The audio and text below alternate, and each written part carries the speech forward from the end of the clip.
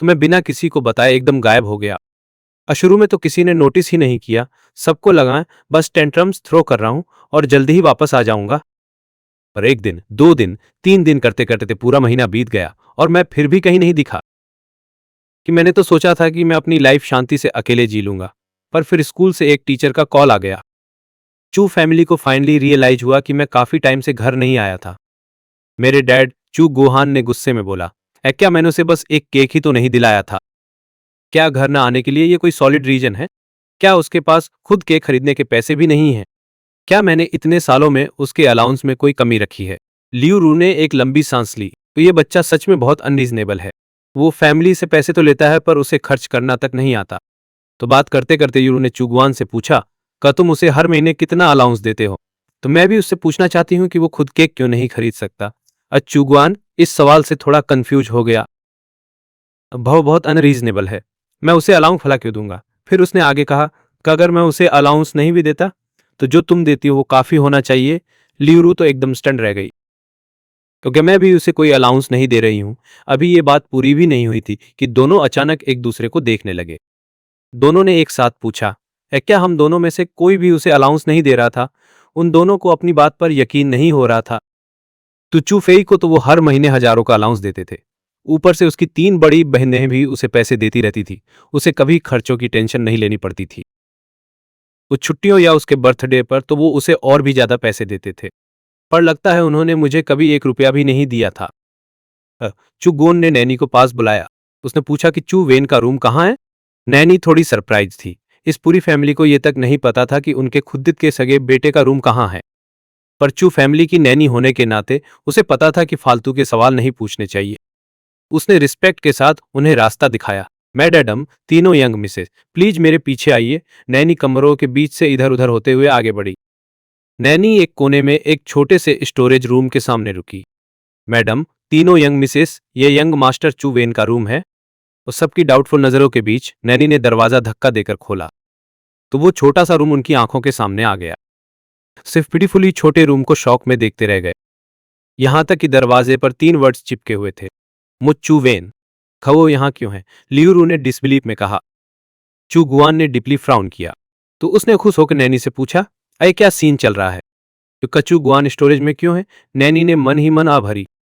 Sir, young master चुगुआन, जब वो 8 साल के थे तब इस स्टोरेज रूम में शिफ्ट हुए थे। वो 8 साल से इसी स्टोरेज रूम में रह रहे हैं। बोलूं तो ये छोटा सा स्टोरेज रूम नैनी के रूम से भी छोटा है। अंदर का फर्नीचर पिटीफुली बहुत ही कम है। धनी फैमिली का असली यंग मास्टर इस छोटे से कमरे में रह रहा है। वहीं दत्तक यंग मास्टर अपने बड़े कमरे में रहता है। जो पैसा असल में उसका था उसे खर्च करता है और पूरे फैमिली की मोहब्बत का लुत्फ उठाता है। नैनी भी उसकी दया महसूस करती है। पर मेरी पोजीशन तो बहुत ही साधारण है और मास्टर मैडम दोनों ही जिद्दी तौर पर अंधे हैं, तो मेरे पास करने को कुछ भी नहीं था। लियूरो और चुगोवान एक दूसरे को शौक में देख रहे थे। उन्हें याद आया उस साल जब वो 8 साल का था, उन्होंने चुफेई को दत्तक ले लिया था। चुई को चुएन का बड़ा कमरा पसंद था। उस वक्त उन्होंने उसके लिए एक और बड़ा कमरा देने की प्लानिंग की थी, पर कि वो लगातार गलती करता रहा। उन्हें उसे सिखाना था, इसलिए उन्होंने बात को टाल दिया। तो उन्हें कभी नहीं लगा था कि टालना मतलब पूरे 8 साल हो जाएगा। लियूरू और चू गोहान की आंखों में गिल्ट की एक झलक दिखी।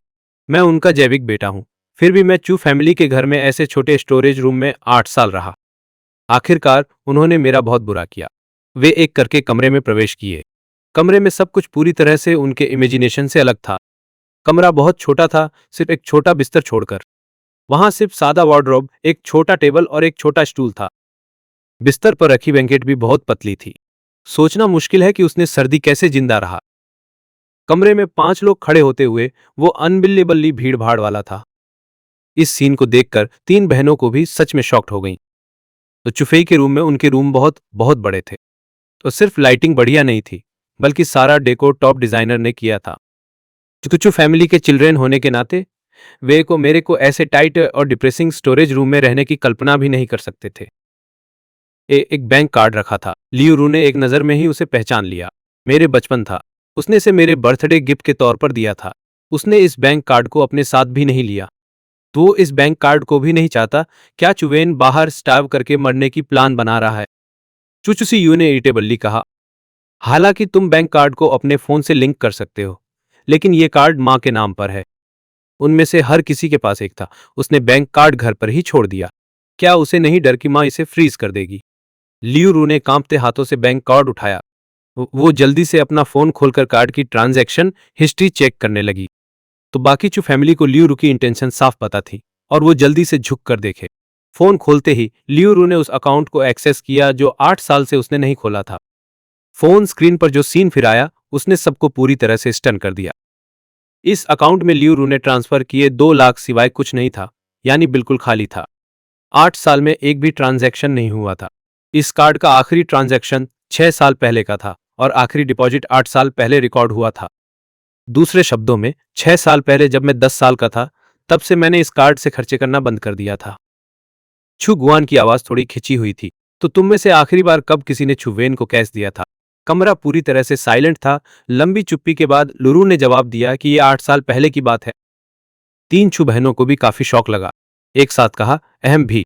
तो फिर वो अब तक कैसे जी रहा था? छू जुनलान ने फुसफुसाते हुए बड़बड़ाया। इसी वक्त पास खड़ी नानी अब और रोक नहीं पाई। तो वो परिवार की नानी 20 साल से भी ज्यादा समय से रही है। सबसे बड़ी बेटी के जन्म से पहले से ही वो परिवार की नानी रही है। उसने सर और मैडम को देखा जब से आपने यंग मास्टर को गोद लिया।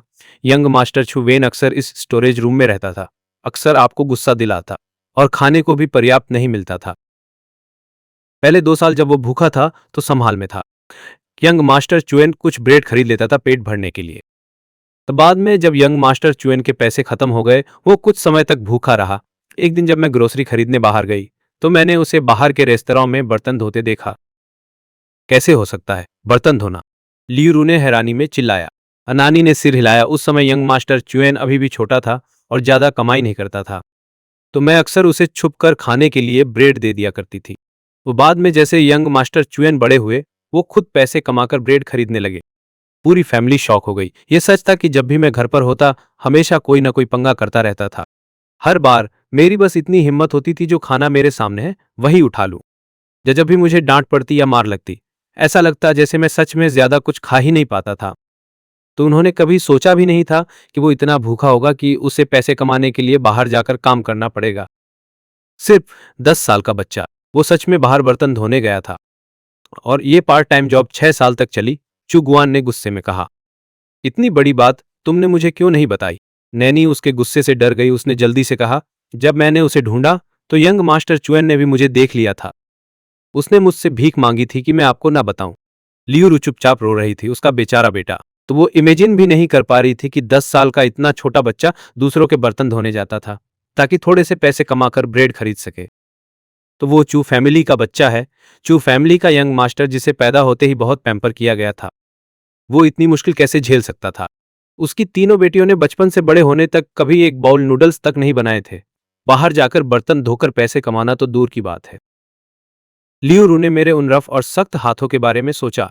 उसे ऐसा लगा जैसे किसी ने उसके दिल को जोर से भींच दिया हो। वो एकदम अनबेरेबल था। चू गुआन वहां हैरान खड़ा रहा। वो बड़बड़ाया, मैं अब याद कर रहा हूं।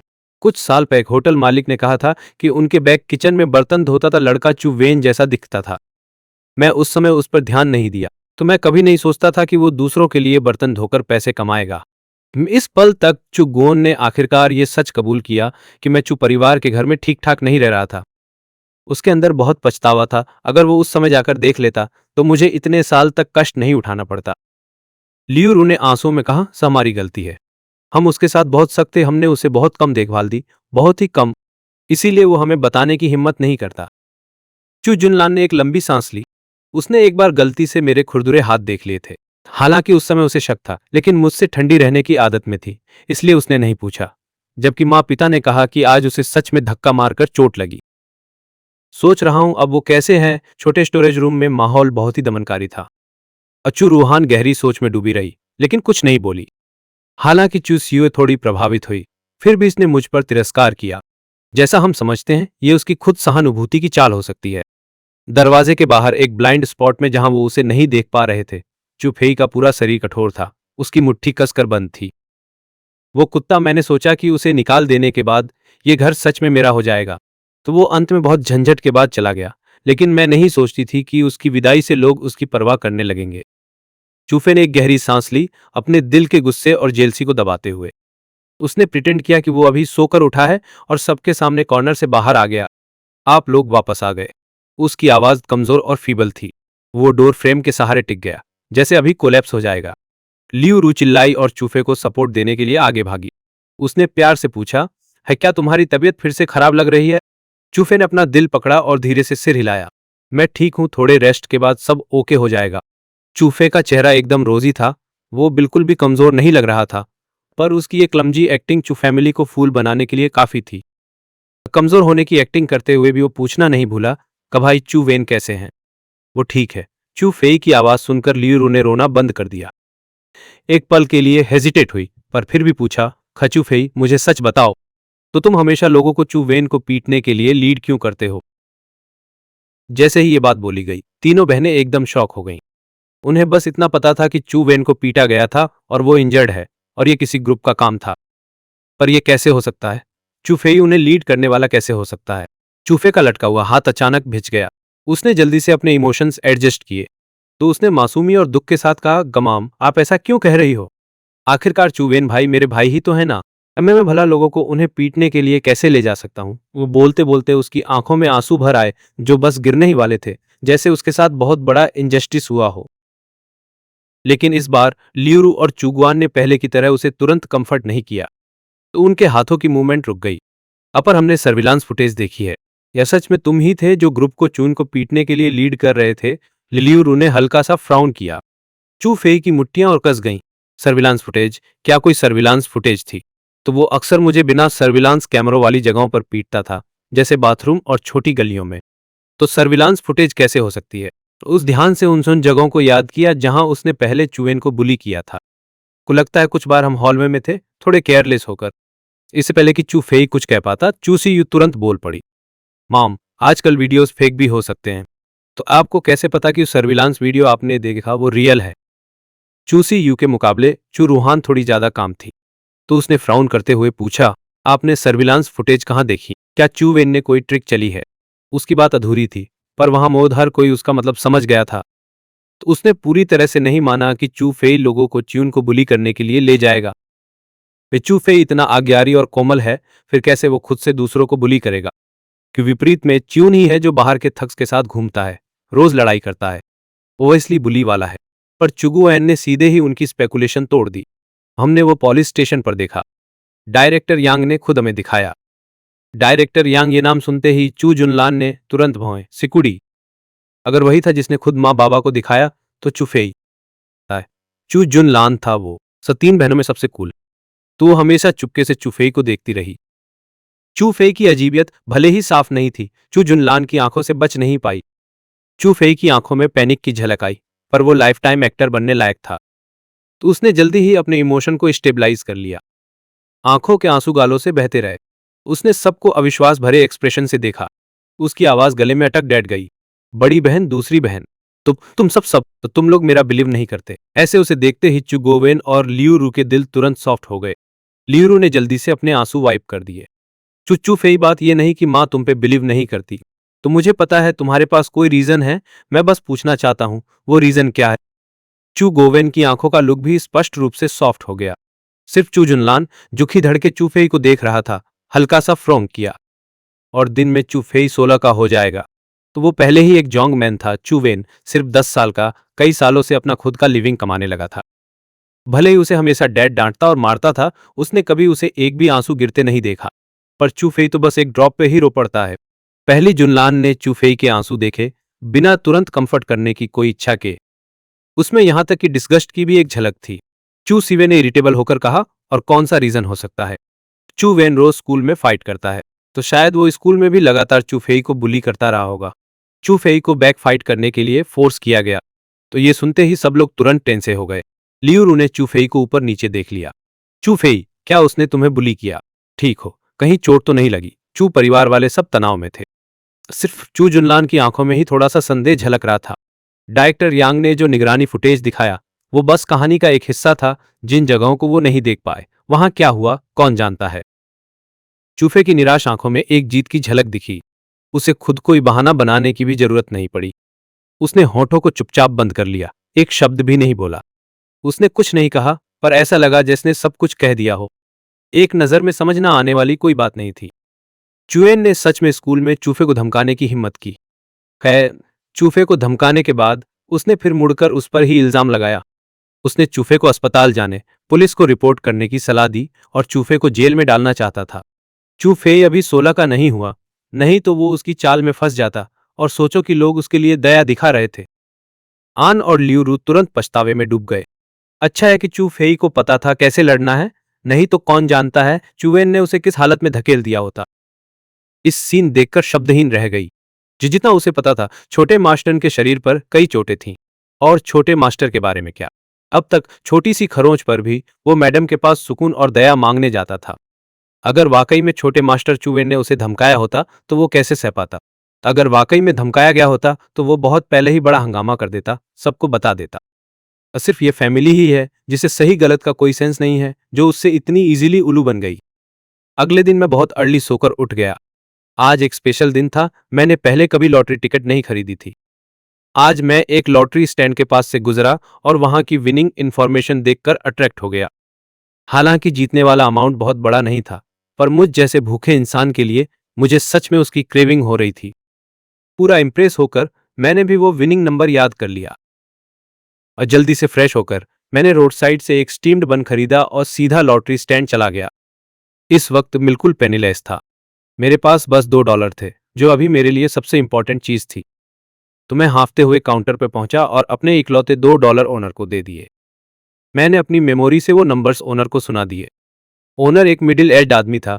उसने अपने सामने रखे $2 देखे, फिर मेरे पुराने कपड़ों को देखा और मन ही मन सिर हिलाया। एक गरीब बच्चा जो पढ़ाई लिखाई के बारे में नहीं सोचता, बल्कि पैसों से लॉटरी टिकट खरीद रहा है। लॉटरी स्टैंड के बाहर राहगीरों मेरा बीमार और दुबला पतला लुक देखा और बस सिर हिलाकर आहें भरने लगे। ये बच्चा पहले से ही इतना गरीब है, फिर भी अपनी फैमिली की मेहनत की कमाई लॉटरी टिकट खरीदने में लगा रहा है। तो उन्हें इग्नोर करते हुए मैंने टिकट ली और चुपचाप लंबे वेट में खो गया। 1 सेकंड, 1 मिनट करके बीतता गया। मेरा अभी भी बहुत नर्वस था। ड्रॉ में बस 1 मिनट बचा था। लॉटरी स्टैंड का एटमॉस्फेयर काफी टेंस हो गया। लॉटरी टिकट खरीदने वालों ने अपने टिकट टाइट पकड़ रखे थे और बार बार अपने हाथ के नंबर्स बड़बड़ा रहे थे। ड्रॉ का टाइम आ गया और जब मैं नर्वस होकर स्क्रीन को घूर रहा था, तभी अचानक मेरा फोन बज उठा। मैंने देखने के लिए फोन निकाला। ये फिर से चू जुनलान थी। चू फेई ने पक्का घर पर फिर से कुछ बोला होगा, तभी वो इतनी सुबह मुझे डांटने के लिए कॉल कर रही है। अब मैं उस पर अपनी एनर्जी वेस्ट नहीं करना चाहता था और बिना सोचे समझे कॉल काट दिया। जो दूसरी तरफ चू जुनलान को अपनी आंखों पर यकीन नहीं हो रहा था जब उसने अपने हाथ में फोन को देखा। तो मेरी सच में इतनी हिम्मत हो गई कि मैंने उसका कॉल काट दिया। पहले तो अगर वो मुझे डांटने के लिए कॉल करती थी तो मैं बस चुपचाप सुनने की हिम्मत करता था। मैंने कभी खुद से कॉल काटने की हिम्मत नहीं की थी। चू जुनलान के दिल में अचानक थोड़ा गुस्सा आ गया। डॉम के बंद दरवाजे को देखते हुए उसके माथे पर बल आ गए। कल बहुत देर हो गई थी, इसलिए वो आज सुबह जल्दी स्कूल मुझे ढूंढने आ गई। उसने तो खास तौर मेरे डॉम की लोकेशन भी पूछी थी। वो सच में मुझसे मिलना चाहती थी, ये पूछने के लिए कि आखिर चल क्या रहा है। फाइनली इरिटेट होकर मैंने चू जुनलान का नंबर ब्लॉक कर दिया। एक करके नंबर्स धीरे धीरे बड़ी स्क्रीन पर आने लगे। अब पता नहीं कब से, पर मेरी हथेलियों पर पसीना आ रहा है। पहला नंबर मैच हो गया, दूसरा नंबर भी मैच हो गया, तीसरा नंबर भी मैच हो गया, ये भी मैच कर रहा है। सारे नंबर्स आ गए हैं। मैंने चैन किसान की सांस ली। शॉप में सब आए भर रहे थे और गालियां दे रहे थे, पर मेरा मूड एकदम चिल था। हालांकि पैसे बहुत ज्यादा नहीं थे, पर काफी थे। अब मैं खुशी खुशी अपनी लॉटरी टिकट लेके वापस काउंटर पर गया। ओनर भाई, मेरा प्राइज रिडीम करने में हेल्प कर दो। मेरी बात सुनकर पूरी लॉटरी शॉप में जैसे धमाका हो गया। सब लोग आसपास जमा हो गए। गेस ने जीत लिया तो ये सच में जीत गया, और अमाउंट भी छोटा मोटा नहीं है। 31 साल का एक अजीब सा दिखने वाला आदमी खुद को रोक नहीं पाया और आगे आया। उसने मुझे ऊपर से नीचे तक देखा। भाई, मैंने तुझे पहले कभी नहीं देखा। क्या तू पहली बार लॉटरी टिकट खरीद रहा है? मैंने उस पर ज्यादा ध्यान नहीं दिया। वो बस हल्का सा सिर हिला दिया। मेरा हाँ सुनते ही उस आदमी के चेहरे पर एक अजीब सी स्माइल आ गई। अब वो मेरे और करीब आया। पहली बार में ही इतना बड़ा प्राइज जीत लिया। कोई सीक्रेट है क्या? मुझे भी बताओ। उसकी बातों में साफ साफ खतरा और मजाक झलक रहा था। वो लॉटरी शॉप का ओनर जो पैसे गिन रहा था, उसके हाथ रुक गए। उसने मुड़कर मुझसे पूछा, मैं तेरे 10,000 युआन यहीं रिडीम कर सकता हूँ? क्या तेरे पास बैंक कार्ड है? मैं तेरे कार्ड में ट्रांसफर कर सकता हूँ। मैंने उस आदमी को इग्नोर किया और सिर हिलाकर ओनर को सच बता दिया कि मेरे पास कार्ड नहीं है। या तो क्या किसी फैमिली मेंबर के बैंक कार्ड में ट्रांसफर करना है। ओनर ने उस दूसरे आदमी की तरफ देखा और फिर से पूछा, क्योंकि वो बंदा हमेशा से चोर टाइप का रहा है। पास्ट में जब भी कोई प्राइज जीतता था, अगर वो अकेला होता और इजी टारगेट लगता तो ये उसे लूट लेता था। वो कुछ साल जेल में भी रह चुका है। वो असली गैंगस्टर है। उसके सामने वाला लड़का तो बस टीनेजर था और काफी स्किनी और कमजोर था। 10,000 युआन कैश हाथ में रखना बिल्कुल भी सेफ नहीं है। मेरी शॉप से बाहर निकलने से पहले ही उसे टारगेट कर लिया गया है। मैंने उस आदमी को देखा और ओनर की अच्छी इंटेंशन समझ गया, पर मैं ऐसा बिल्कुल नहीं कर सकता। पैसे मेरी फैमिली के कार्ड में ट्रांसफर कर दो, मुझे कैश दे दो, मैंने कहा, और मेरी बात सुनकर ओनर टेंशन में आ गया। ये स्टूडेंट एक लुक में ही पता चल रहा है कि इसे सोसाइटी के डेंजर्स का अंदाजा नहीं है, तो उसे पहले ही टारगेट किया जा चुका है। फिर भी वो बिल्कुल भी नर्वस नहीं है। पैसे रॉब हो गए तो वो तो छोटी बात है। मुझे इस बंदे की फिक्र है। ऑनर के पास कोई चॉइस नहीं थी। उसने 10,000 युआन गिने और मुझे दिए। तो मेरे शोल्डर को थपथपाते हुए उसने सीरियस होकर कहा, बेटा जल्दी घर जाओ। मेरे निकलने के थोड़ी देर बाद ही उसने मुझे फॉलो करना शुरू कर दिया। लॉटरी शॉप के ओनर ने उसे तुरंत आवाज दी। 1 मिनट शॉप का ओनर एक मोमेंट के लिए हेजिटेट हुआ और फिर बोला, वो तो बस एक बच्चा है। तो क्या हुआ अगर वो बच्चा है? मुझे क्या फर्क पड़ता है कि वो बच्चा है या नहीं? तो उस आदमी ने एक बात बोली और बिना पीछे मुड़कर देखे चला गया। पैसे मिलने के बाद मैं सीधा बैंक गया। मैं पहले ही 16 साल का हो चुका हूं। अब मैं खुद का बैंक कार्ड बनवा सकता हूं।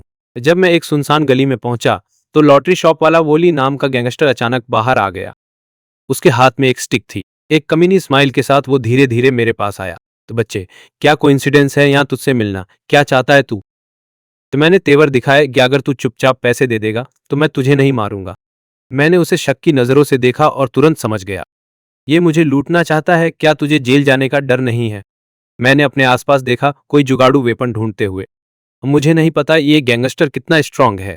मुझे कुंग फू स्किल्स नहीं आती, उसके पास स्टिक है, तो मुझे केयरफुल रहना चाहिए। गैंगस्टर ने बड़े टशन में कहा, मैं पहले भी जेल जा चुका हूं, तो क्या? मैंने अचानक एक चालाक स्माइल दी। अचानक मेरे हाथ में एक स्टिक आ गई। मैंने अपने पंजों के बल जोर लगाया और गैंगस्टर की तरफ लपका। गैंगस्टर ने एक्सपेक्ट नहीं किया था कि मैं पहल करूंगा। जब वो हक्का बक्का था, उसे मेरी स्टिक से एक जोरदार झटका लगा। वो गैंगस्टर दर्द से चिल्लाया और तुरंत रिएक्ट किया। अपनी स्टिक पकड़ी और काउंटर अटैक शुरू कर दिया। शायद इसलिए कि वो सालों से सड़कों पर रहा है, उसे रियल कॉम्बैट की ट्रेनिंग मिली थी। और भले ही मुझे चू फैमिली में ट्रेन किया गया था, पर अभी ये 16 साल की बॉडी बहुत कमजोर है, तो मेरा स्टेमिना उस गैंगस्टर के मुकाबले बहुत कम है। एक पल के लिए हम दोनों की टक्कर बराबर की थी। मुझे एंग्जाइटी होने लगी। मेरे पास इतना स्टेमिना नहीं है कि मैं इसे उसके साथ और लंबा खींच सकूं। मुझे ये जल्दी खत्म करना होगा। फाइट के दौरान अचानक मेरी नजर दीवार के पास एक पतली इलेक्ट्रिक वायर पर पड़ी। तो मैंने ना दिल पक्का किया, सही मौका ढूंढा। अपने बाएं पैर से वायर को दबाया और दाएं हाथ से उसे जोर से खींचा। मेरे खींचते ही वायर टूट गई। बिना किसी हेसिटेशन के मैंने वायर का टूटा हुआ सिरा सीधा उस गैंगस्टर पर लगा दिया। मैं तेजी से पीछे हटा और गैंगस्टर से थोड़ी दूरी बना ली।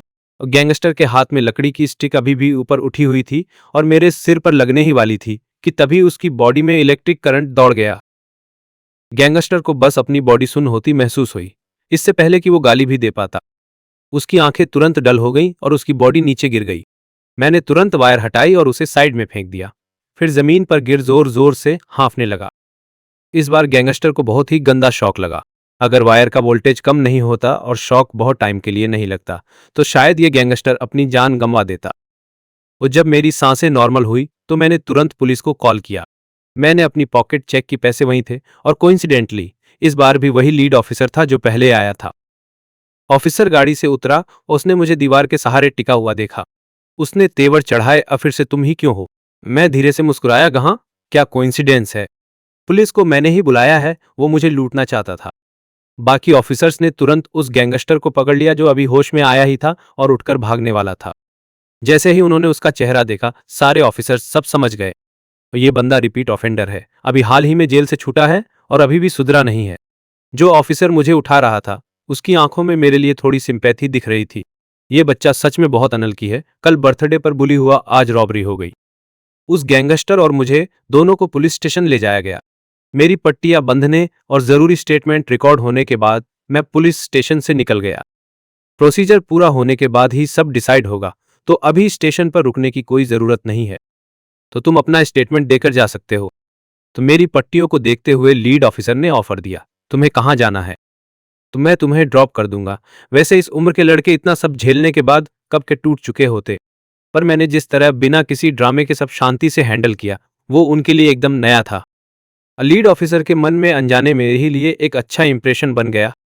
मैंने सिर हिलाया, फिर तो thank you so much. Police escort मिलना तो ऑब्वियसली बेस्ट ऑप्शन है। मैं धीरे से बुदबुदाया। वो मैं अंदर से हैरान था, वो एक ईमानदार आदमी है और उनकी एबिलिटीज कमाल की हैं। बस कुछ ही सालों में वो एक मामूली पुलिस अफसर से नानचेंग पब्लिक सिक्योरिटी ब्यूरो के डायरेक्टर बन गए। हम दोनों पूरे रास्ते चैट करते रहे। ऑफिसर ने मुझसे जितनी बात की, उन्हें उतना ही लगा कि मैं उनकी पसंद का बंदा हूं। बैंक से निकलने के बाद मैं सीधा डिजिटल सिटी चला गया। मैंने ज्यादा टाइम वेस्ट नहीं किया और इमीडिएटली मैं तुरंत वही कंप्यूटर खरीदा जो मेरे पिछले जीवन में इस्तेमाल होता था, फिर सीधे डॉम में वापस चला गया। मैं चतुराई से कंप्यूटर ऑन किया, सिक्योरिटीज फर्म में अकाउंट खोलने के लिए रजिस्टर किया, अपने पुराने जीवन की वही परिचित वेबसाइट खोली, नया रिलीज हुआ स्टॉक ढूंढा, वो नया स्टॉक जो निकट भविष्य में स्काई रॉकेट करेगा। अभी के लिए स्टॉक अभी भी कोई खास चीज नहीं है, साधारण और कुछ भी खास नहीं, लेकिन 2 दिन में ये पूरी तरह बदल जाएगा। मैंने कंप्यूटर बंद किया, आराम से अपना होमवर्क निकाला और उस पर काम शुरू किया।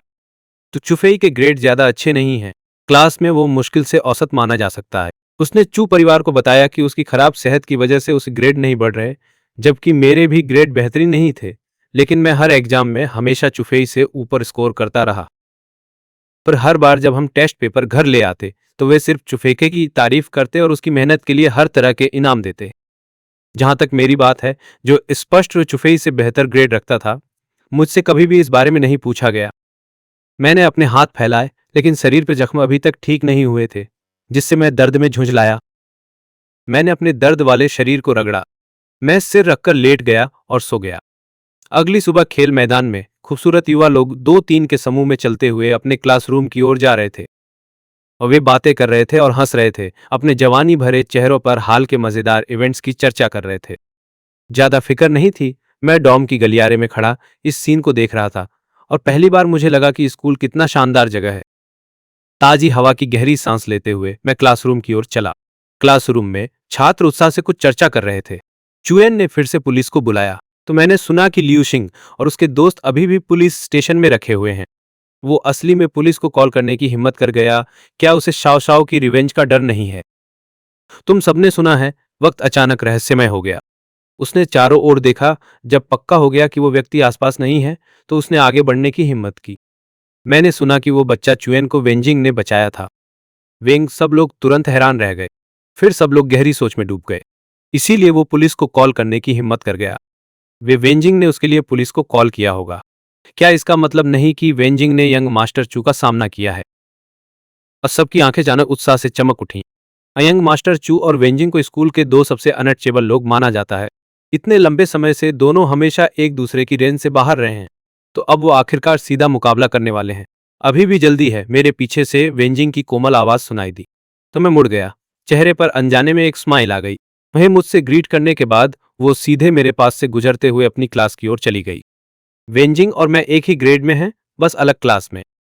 शोर वाली करे आने से अचानक साइलेंट हो गई। हॉलवे में अभी वेंजिंग का मुझे ग्रीट करने वाला सीन कई लोगों ने देखा था, तो सबको और भी पक्का यकीन हो गया कि मैं जरूर वेंजिंग की कोर्ट की टेल्स पर चढ़ गया हूं। सब लोग इस पर गॉसिप खत्म करने से पहले ही क्लासरूम के दरवाजे पर एक शख्स दिखा। चुफे ने सामने खड़े सीधे खड़े शख्स को देखा। उसकी आंखों में बेमिसाल नफरत भर गई। वो नहीं था, सब कुछ उसकी वजह से ही था। वो ही था जिसने चू परिवार में मेरी फीलिंग्स चुरा ली।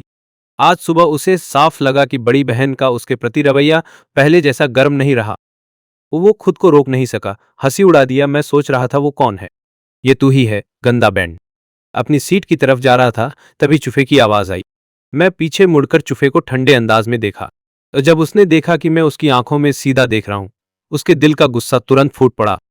2 दिन में तुझे नहीं देखा। तेरी हिम्मत अब बड़ी हो गई है ना? क्या फिर से मार खाने की लालसा है तुझे? उसकी गुस्से में कूदते हुए हालत को देखकर मुझे अचानक थोड़ा मजा आया। तू वो पागल जिसने मैकपाई का नेस्ट चुरा लिया। पिछले दिन तेरा मन नहीं बना, अब पुलिस स्टेशन में कुछ दिन बिताना चाहता है। चुफे तुरंत गुस्से में फट पड़ा। तो तू किसको पागल कह रहा है जिसने मैकपाई का नेस्ट चुरा लिया? उनकी बात सुनकर सबने हाँफ लिया। चुएन ने आज जरूर भालू का दिल और तेंदुए की ताकत खा ली होगी। चू खानदान के बड़े लाडले से ऐसे बात करने की हिम्मत। वो चू फैमिली का बड़ा वारिस है भाई। इस पूरी क्लास में चू भाई सबसे ज्यादा रईस हैं। तो इनके पेरेंट्स को भी चू भाई को देखकर मक्खन लगाना पड़ता है। ऊपर मैंने उसे मजे लेते हुए देखा। अनाथ आश्रम से आया हुआ वो गोद लिया बेटा अब डेट्रिक्स यूज करके मुझ असली वारिस को ही बाहर निकाल रहा है। अगर तुम दूसरों के घर पर कब्जा करने वाले धोखेबाज नहीं हो तो फिर क्या हो? क्या चू फैमिली में कुछ साल गुजारने के बाद तुझे सच में लगने लगा कि तू ही वहां का असली शहजादा है? ये बात सुनते ही पूरी क्लास में एकदम से बवाल मच गया। चूफे की आंखें तो शौक के मारे फटी की फटी रह गईं। ये क्या बकवास कर रहा है? इसकी इतनी हिम्मत कैसे हुई? स्कूल में ऐसी बातें बोलने की इसकी हिम्मत कैसे हुई? पूरी क्लास में एकदम से शोर मच गया। कहीं मैंने गलत तो नहीं सुना? इसने कहा कि चूफे गोद लिया हुआ है और चूवेन ही असली वारिस है। ऐसा हो ही नहीं सकता कि कोई अपने से बच्चे को छोड़कर गोद लिए हुए बेटे को ज्यादा भाव दे। क्लास में सबके चेहरे देखने लायक थे। कुछ सब आपस में खुसर पुसर करने लगे कि क्या ये सच हो सकता है। तो काफी लोग टेंशन में आ गए कि अगर मैं झूठ बोल रहा हूं तो मेरी पोल खुल जाएगी। मैं इतना भी बेवकूफ नहीं हूं। इसका मतलब चूफेई सच में अडॉप्टेड हो सकता है। ये लोग इतने सालों से चूफेई के तलवे चाट रहे थे। इनमें से इतनों ने तो चूफेई को खुश करने के लिए मुझे काफी बुली किया था। और अब ये सब सुनकर ओ माय गॉड। जिस तरह से सब चूफेई को देख रहे थे वो वाइब एकदम से बदल गई। तो काफी लोगों ने तुरंत अपने फोन निकाल लिए ताकि उन दोनों के बीच का ये टेंस सीन रिकॉर्ड कर सकें। कुछ लोगों ने तो सीधा लाइव स्ट्रीमिंग ही शुरू कर दी। छू फेई ने शौक से उबरने के बाद अपनी तरफ पॉइंट किए हुए फोन्स को देखा और तुरंत रिएक्ट किया। उसने एकदम शॉक और हर्ट होने का नाटक किया और मेरी तरफ देखा। तो तू क्या बकवास कर रहा है ओ कंगाल? तू मेरी जगह लेना चाहता है अमीर बनने के लिए तो इस तरह से फैमिली के यंग मास्टर को फंसा नहीं सकता। जैसे ही उसने ये कहा पब्लिक का ओपिनियन और गालियां तुरंत मेरी तरफ मुड़ गईं। मुझे लगता है कि ये अमीर बमीर बनने के चक्कर में पागल हो गया है और यंग मास्टर छू को फ्रेम करने की कोशिश कर रहा है। तो बहुत जल्दी इंटरनेट पर एक न्यूज़ वायरल हो गई कि कैसे एक लालची स्टूडेंट पैसे ऐंठने के लिए छू फैमिली के यंग मास्टर को बदनाम कर रहा है।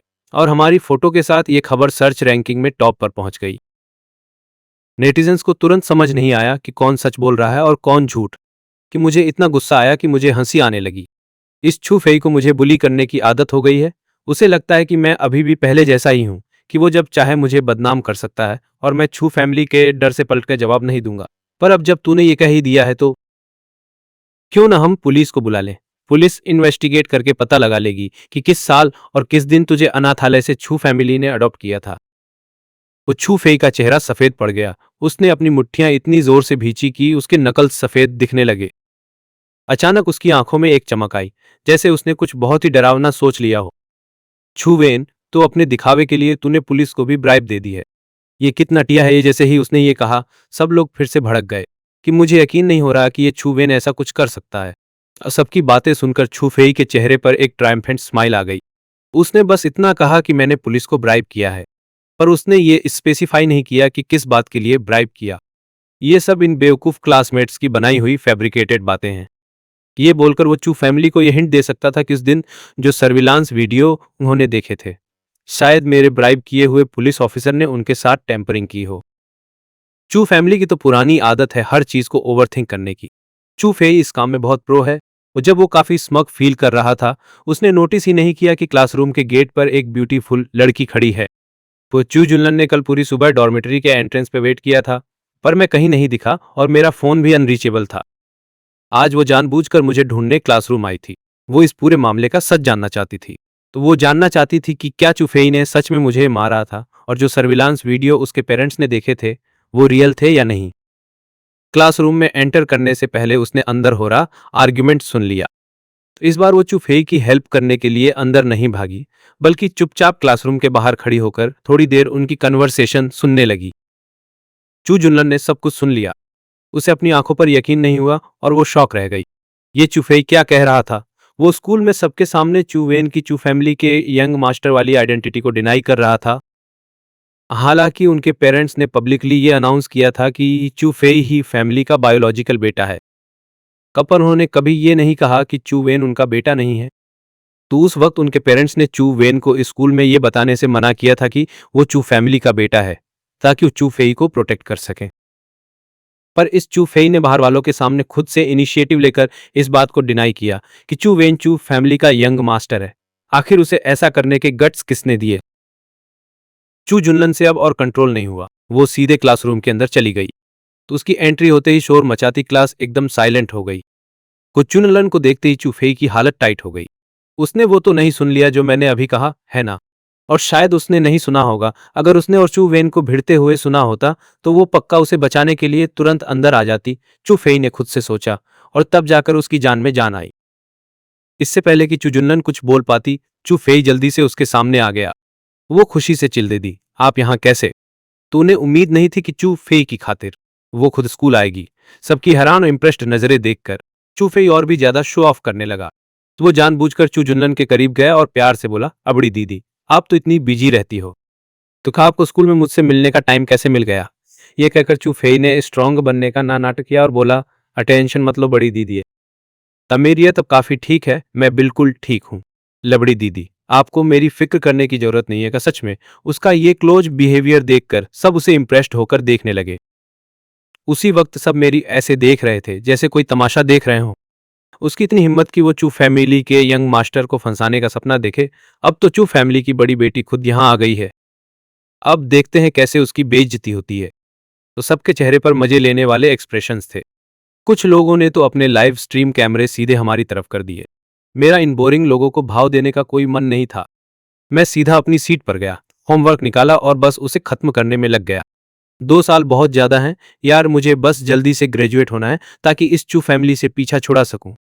इन लोगों की शक्लें, मुझे इन्हें एक सेकंड के लिए भी और नहीं देखना। कचू जुन लैन ने अपनी भौहें सिकोड़ी चू फेई को एक कोल्ड लुक दिया। वैसा नहीं जैसा वो हमेशा करती थी कि फौरन चिंता जताने लगे, बल्कि वो चुपचाप एक कदम पीछे हट गई। चू फेई सबकी मक्खनबाजी में इतना खोया था कि उसने नोटिस ही नहीं किया कि चू जुन लैन कितना अजीब बिहेव कर रही है। तो वो किसी घमंडी मोर की तरह सबकी चापलूसी एंजॉय कर रहा था और चू जुन लैन के सामने शरीफ बनने के लिए बीच बीच में थोड़े हम्बल शब्द भी बोल रहा था। वो सब लोग तुरंत भूल गए कि मैंने अभी थोड़ी देर पहले क्या कहा था। सब उन दोनों के इर्द गिर्द जमा हो गए, बस इस होड़ में कि किसी तरह चू जुन लैन की नजर उन पर पड़ जाए।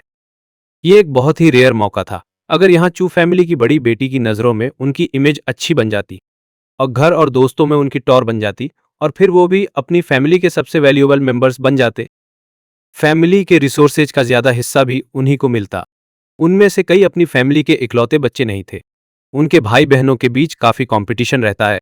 अगर वो खानदान के लिए और फायदे ला सकें तो फैमिली में उनका स्टेटस अपने आप बढ़ जाएगा। चू फेई ने साफ देख लिया कि चू जुन लैन की आंखों में कितनी इरिटेशन थी। वो तुरंत चू जुन लैन के सामने आकर खड़ा हो गया। तो तुम लोग क्या कर रहे हो? मेरी दी को डराओ मत। ये देखकर फिर से चू फेई को मक्खन लगाने लगी, इस उम्मीद में कि शायद वो उन्हें चू जुन लैन के करीब जाने का चांस दे दे। चुई को तो बस यही चाहिए था। तो उसे बहुत कूल लगता था जब लोग उसके सामने इतनी बटरिंग करते थे। और इस शोर और एक्साइटमेंट के बीच क्लासरूम के दरवाजे पर अचानक कुछ और ब्यूटीफुल लोग दिखे। उसकी एंट्री ने सीधे पूरे क्लासरूम में तहलका मचा दिया। उसके साथ और भी बहुत सारे स्टूडेंट्स आए थे। तो उन्होंने क्लासरूम को घेर लिया, या तो मजा देखने के लिए या फिर उस ब्यूटीफुल लड़की का पीछा करते हुए यहां तक आ गए थे। तू बिंग यू, जो स्कूल की नंबर 1 ब्यूटी है, वो भी यहां आई है। मैंने सुना है कि वो चू फैमिली के यंग मास्टर की फियांसे है, चू फैमिली की इकलौती फ्यूचर बहू। चू जुनलान ने यह फुफुसाहट सुनी और उसके माथे पर हल्की सिकन आ गई। चू फैमिली की इकलौती बहू, और तो उन्हें लगा कि ये तू बिंग यू चू फेई की फियांसे है। इस तू ब्यू की सच में चू फैमिली के साथ बचपन की एंगेजमेंट हुई थी।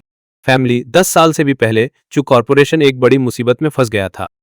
तो चू फैमिली ने ही पहल की थी और चू फैमिली की मदद की थी। पापा चू फैमिली के इस बड़े एहसान के लिए बहुत थैंकफुल थे। इसलिए उन्होंने प्रॉमिस किया कि मेरी शादी, जो सिर्फ कुछ महीनों का था, अभी पैदा न हुई तो बिंग यू से कर देंगे। इन सालों में क्योंकि घर पर मेरी कोई वैल्यू नहीं थी, इसका असर तू बिंग यू पर भी पड़ा। इस फियांसे को भी उन्होंने पूरी तरह इग्नोर कर दिया था। तो पर एक बात तो श्योर है, तू बिंग यू के साथ जिसकी एंगेजमेंट हुई है वो चू वेन है, चू फेई नहीं। तो चू फेई ने सबकी सरप्राइज शक्लें देखी और मुड़कर देखा तो तू बिंग यू दरवाजे पर एक ग्रीन लोटस की तरह खड़ी थी। तो उसके चेहरे पर एक चमकती हुई स्माइल आ गई। तुम यहाँ कैसे? कि उसने बड़े एक्साइटमेंट के साथ उसे ग्रीट किया और खुशी खुशी उसे वेलकम करने के लिए आगे बढ़ा। तो बिंग यू ने चू फेई की ब्राइट स्माइल देखी और उसका सुंदर चेहरा ब्लश करने लगा। उसने शर्माते हुए चू जुन लैन की तरफ देखा, फिर ब्लश करते हुए चू फेई से कहा, मैंने सुना कि बड़ी दीदी यहाँ है, तो मैं बस मिलने आ गई। या चू फेई भीड़ के बीच से निकला और बड़े स्किलफुलिंग बिंग यू का छोटा सा हाथ थामकर प्यार से बोला, बिंग यू, इधर आओ। तो मैं तुम्हें अपनी बड़ी दीदी से मिलवाने ले चलता हूं। या उनके कसकर पकड़े हुए हाथों को देखकर चू वेन की त्योरियां चढ़ गईं। ये क्या सीन है? तो बिंग यू तो साफ तौर पर चू वेन की फियांसे है। चू वेन अभी भी यही है, फिर भी ये दोनों इतने इंटीमेट हो रहे हैं। तो चू जुन लैन ने मेरी तरफ मुड़कर देखा, पर मैं तो अभी भी सिर झुकाए अपने काम में फोकस्ड था। मेरी आंखों में डेस्क पर रखा टेस्ट पेपर था, जैसे बाहर के ड्रामे से मुझे कोई लेना देना ही ना हो। इतने सालों तक भाई बन रहने के बाद यह पहली बार था जब चू जुन लैन ने मुझे इतनी सीरियसली देखा था। तो वो काफी बड़ा हो गया है, बस उसके गाल थोड़े ज्यादा ही पतले हैं। उसने सच में चू फैमिली में बहुत कुछ झेला है। चू फेई तो बिंग यू को लेके चुन लैन के सामने आकर खड़ा हो गया। तो चू फेई ने मुस्कुराते हुए चू जुन लैन से इंट्रोड्यूस करवाया। बड़ी दीदी, ये मेरी गर्लफ्रेंड है, तू ब्यू।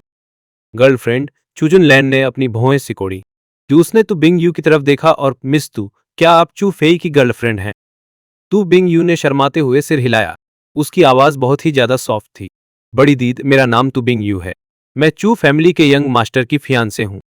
तो मेरे डैड और आपके डैड ने बचपन में ही हमारी एंगेजमेंट फिक्स कर दी थी, आपको याद है? कुछ जुनलान की भौं और गहरी हो गई। अगर उसे पहले ही पता था कि उसका बचपन का एंगेजमेंट चू परिवार के यंग मास्टर के साथ है, तो उसे पता होना चाहिए कि असल में कौन से यंग मास्टर से वो एंगेज्ड है।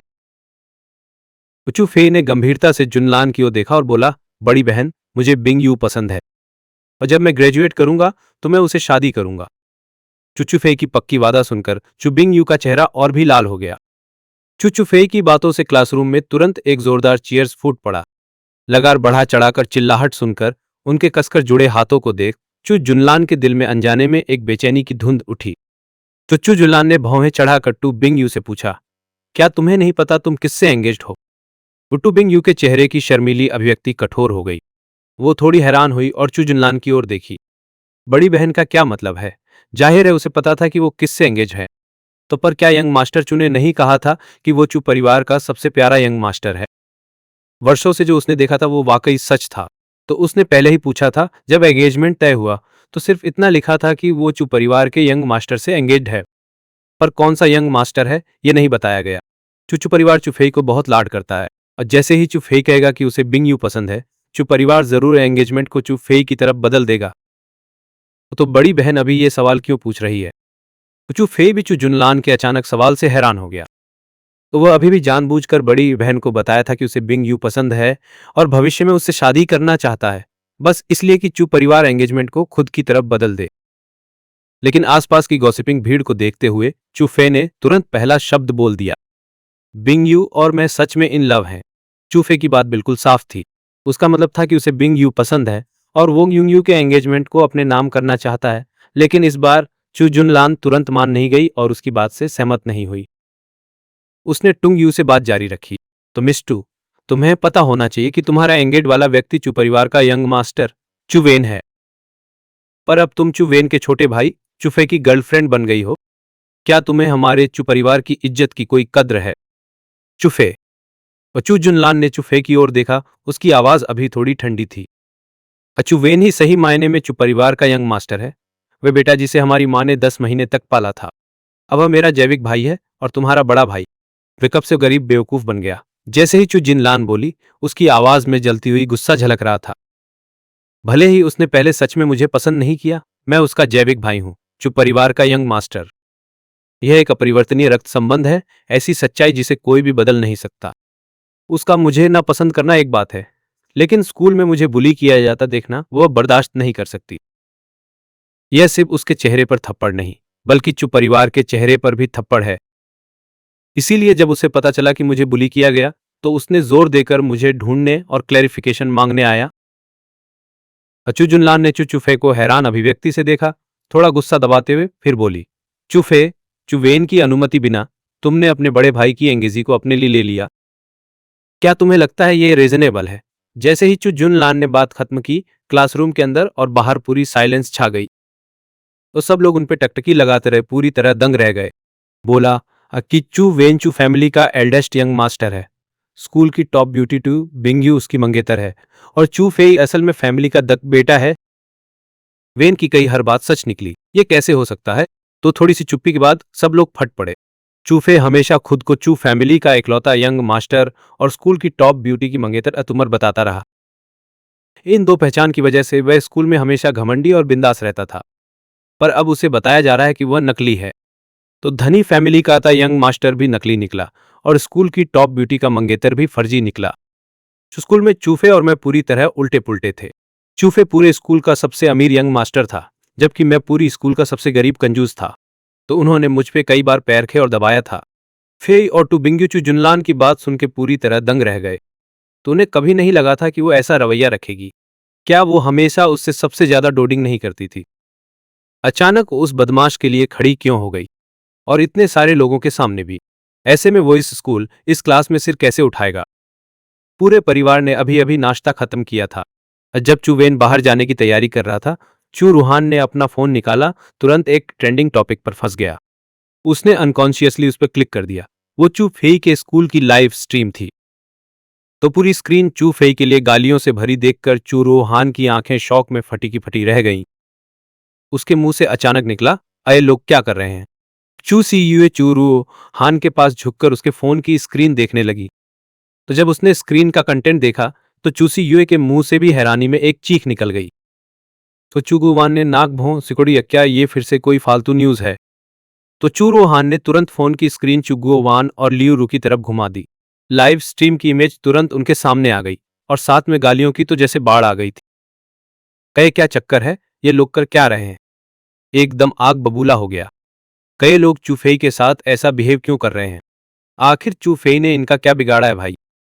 लियू रू की आंखें तुरंत गुस्से और दुख से लाल हो गईं। समझ नहीं आ रहा था कि यह गुस्सा था या चूफेई के लिए बुरा लग रहा था। चूसी यूए ने फौरन अपना फोन निकाला और लाइव स्ट्रीम में घुस गई। उसकी उंगलियां स्क्रीन पर तेजी से चलने लगीं और उसने तुरंत रिप्लाई किया, क्या तुम लोगों के पास कोई और काम धंधा नहीं है क्या? या तुम लोग उसे टारगेट क्यों कर रहे हो? या तुम्हें क्या लगता है चू फैमिली को परेशान करना इतना ईजी है क्या? जैसे ही चूसी यूए का कमेंट दिखा, नेटिजन्स ने एकदम क्रेजी रिएक्शन देना शुरू कर दिया। ऊपर वाला बंदा भी अभी ज्वाइन हुआ है क्या? तो अगर तुम्हें नहीं पता कि क्या सीन चल रहा है तो जाके पहले रिप्ले देख लो। थैंक यू अस्कमे जैसे वर्ड्स देखकर चुशियू एकदम भड़क गई। तो तुम किसे स्कम बोल रहे हो? वो इतना अच्छा और जेंटल लड़का है, तो तुम्हारा दिल कैसे मान रहा है उसके साथ ऐसा बिहेव करने का? क्या तुम्हें डर नहीं लगता कि तुम पर बिजली गिर जाएगी? तो चूसियू की उंगलियां रुकी नहीं, बस एकदम ब्लर की तरह चल रही थीं। तो तुम्हें पता भी है तुम किसका बचाव कर रहे हो? वो पूरा झूठा है, सिर्फ तुम्हारे जैसे इडियट्स ही उसकी इन फालतू बातों पर यकीन करेंगे। तो चूसियू ने क्लियरली अपना आपा खो दिया था। अब वो तो अब कुछ भी अनाप शनाप बकने लगी थी। इस टाइम चू जुनलन चू वेन के साथ नहीं थी। चू शियुए ने उसे देखा नहीं और बस यही सोचा कि मैं स्कूल में चू फेई को बुली कर रहा था। उसका ये ब्रेनलेस डिफेंस देखकर लाइव स्ट्रीम में सब लोग एकदम भड़क गए। यहां तक कि चू फैमिली के बाकी मेंबर्स ने भी ये वर्ड्स देखकर अपनी त्योरियां चढ़ा ली। तो बाहर वालों के सामने अपनी ही फैमिली के मेंबर को ऐसे नीचा दिखाना, ये तो बस चू फैमिली की बेइज्जती कराना है। चू फैमिली वालों ने उसे तुरंत तो नहीं डांटा, पर लाइव स्ट्रीम वाले लोग उसे इतनी आसानी से छोड़ने वाले नहीं थे। कपूरा झूठा वाले वर्ड्स चूफेई को डिस्क्राइब करने के लिए एकदम परफेक्ट थे। चुवेन क्लियरली चू फैमिली का यंग मास्टर है, फिर भी उसने असली यंग मास्टर को एक गरीब बेचारा बताया और जानबूझकर चू फैमिली का यंग मास्टर बनकर पैसे ऐंठने की कोशिश की। चू फैमिली की बड़ी बेटी आ गई, वरना हम सब तो उसके झांसे में आ ही गए थे। ये वर्ड्स देखकर चू फैमिली के मेंबर्स एक दूसरे की शक्ल देखने लगे। ये क्या सीन चल रहा है? उन्हें लोगों की बातें समझ क्यों नहीं आ रही हैं? ये असली चू फैमिली के यंग मास्टर की आइडेंटिटी डिनाई करने का क्या सीन है? तो उनका चूफे ऐसा कुछ क्यों करेगा? स्टार्टिंग में उन्होंने चू वेन को सिर्फ ये बोला था कि वो स्कूल में अपना यंग मास्टर वाला स्टेटस न बताए ताकि चूफे इनसिक्योर फील न करे। पर पब्लिकली डिनाई करना तो एकदम अलग ही बात है। तो उन्हें फाइनली रियलाइज हुआ कि कुछ तो गड़बड़ है। चू रूहान ने जल्दी से लाइव स्ट्रीम से ओपन की।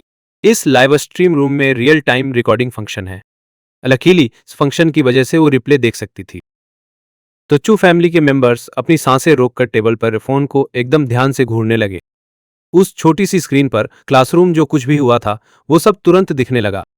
जब उन्होंने मुझे पब्लिकली ये कहते सुना कि फेई चू फैमिली का अडॉप्टेड बेटा है, तो पूरी चू फैमिली बहुत ज्यादा गुस्सा हो गई।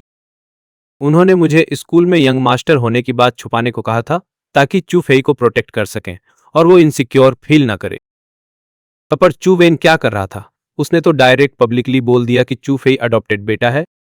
जैसे ही वो गुस्सा हो रहे थे तभी कुछ शॉकिंग हुआ। फेई ने एक चुफेली ये कह दिया, एक गरीब कंगाल है जो पैसे ऐंठने की कोशिश कर रहा है और सिर्फ दिखावे के लिए यंग मास्टर होने का नाटक कर रहा है। कुचू फैमिली के मेंबर्स एक दूसरे की शक्ल देखने लगे। अभी चू फेई जैसा दिख रहा था, वो उनके जाने पहचाने चू फेई से बिल्कुल अलग था। अगर उन्हें पता नहीं होता कि ये लाइव स्ट्रीम है, तो चू फैमिली को सच में यकीन ही नहीं होता। चू गुआन और लियू रु को पुलिस स्टेशन में देखी हुई सर्विलांस वीडियो याद आने लगी। क्या ऐसा हो सकता है कि चू फेई सच में स्कूल में चू वेन को बुली कर रहा था? चू जुनन फोन की तरफ नहीं देख रही थी। उसे कोई आइडिया नहीं था कि लाइव स्ट्रीम में क्या सीन हुआ था। तो मैं अभी भी अपना होमवर्क करने में बिजी था और चू जुनलन को अपने पास आने दिया।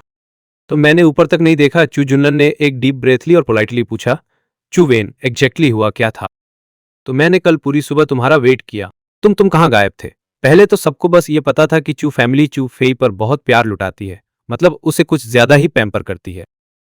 अभी अभी उन्हें पता चला कि मैं चू फैमिली का रियल यंग मास्टर हूं, पर उन्हें नहीं लगा कि मुझे कोई खास अटेंशन मिलती है।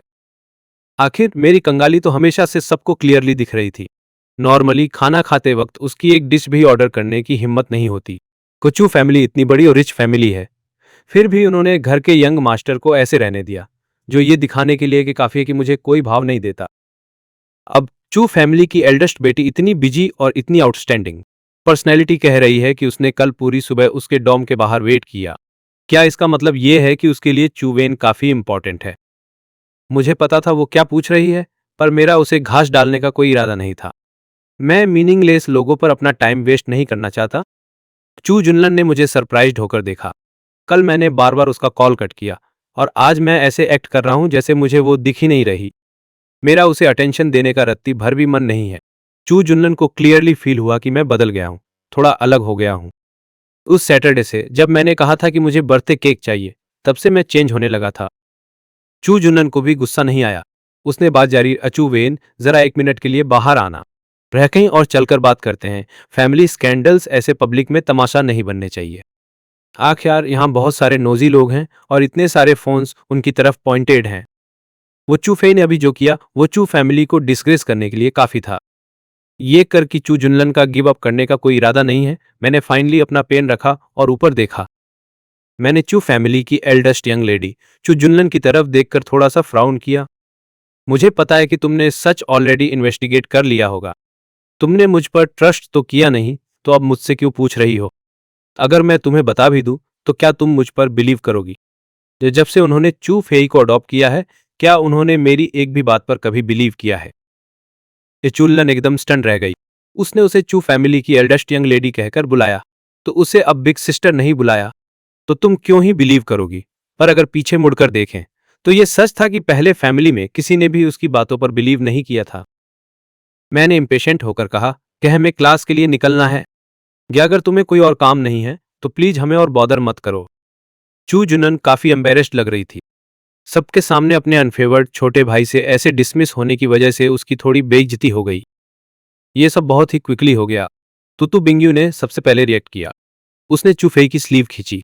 चू फेई उन दोनों को ही देख रहा था। वो ये मौका देखते वो जल्दी से चलकर चू जुन लैन के पास आ गया और उसने तेवर चढ़ाया और मुझे डांटने लगा। तुम बड़ी दीदी से ऐसे कैसे बात कर सकते हो?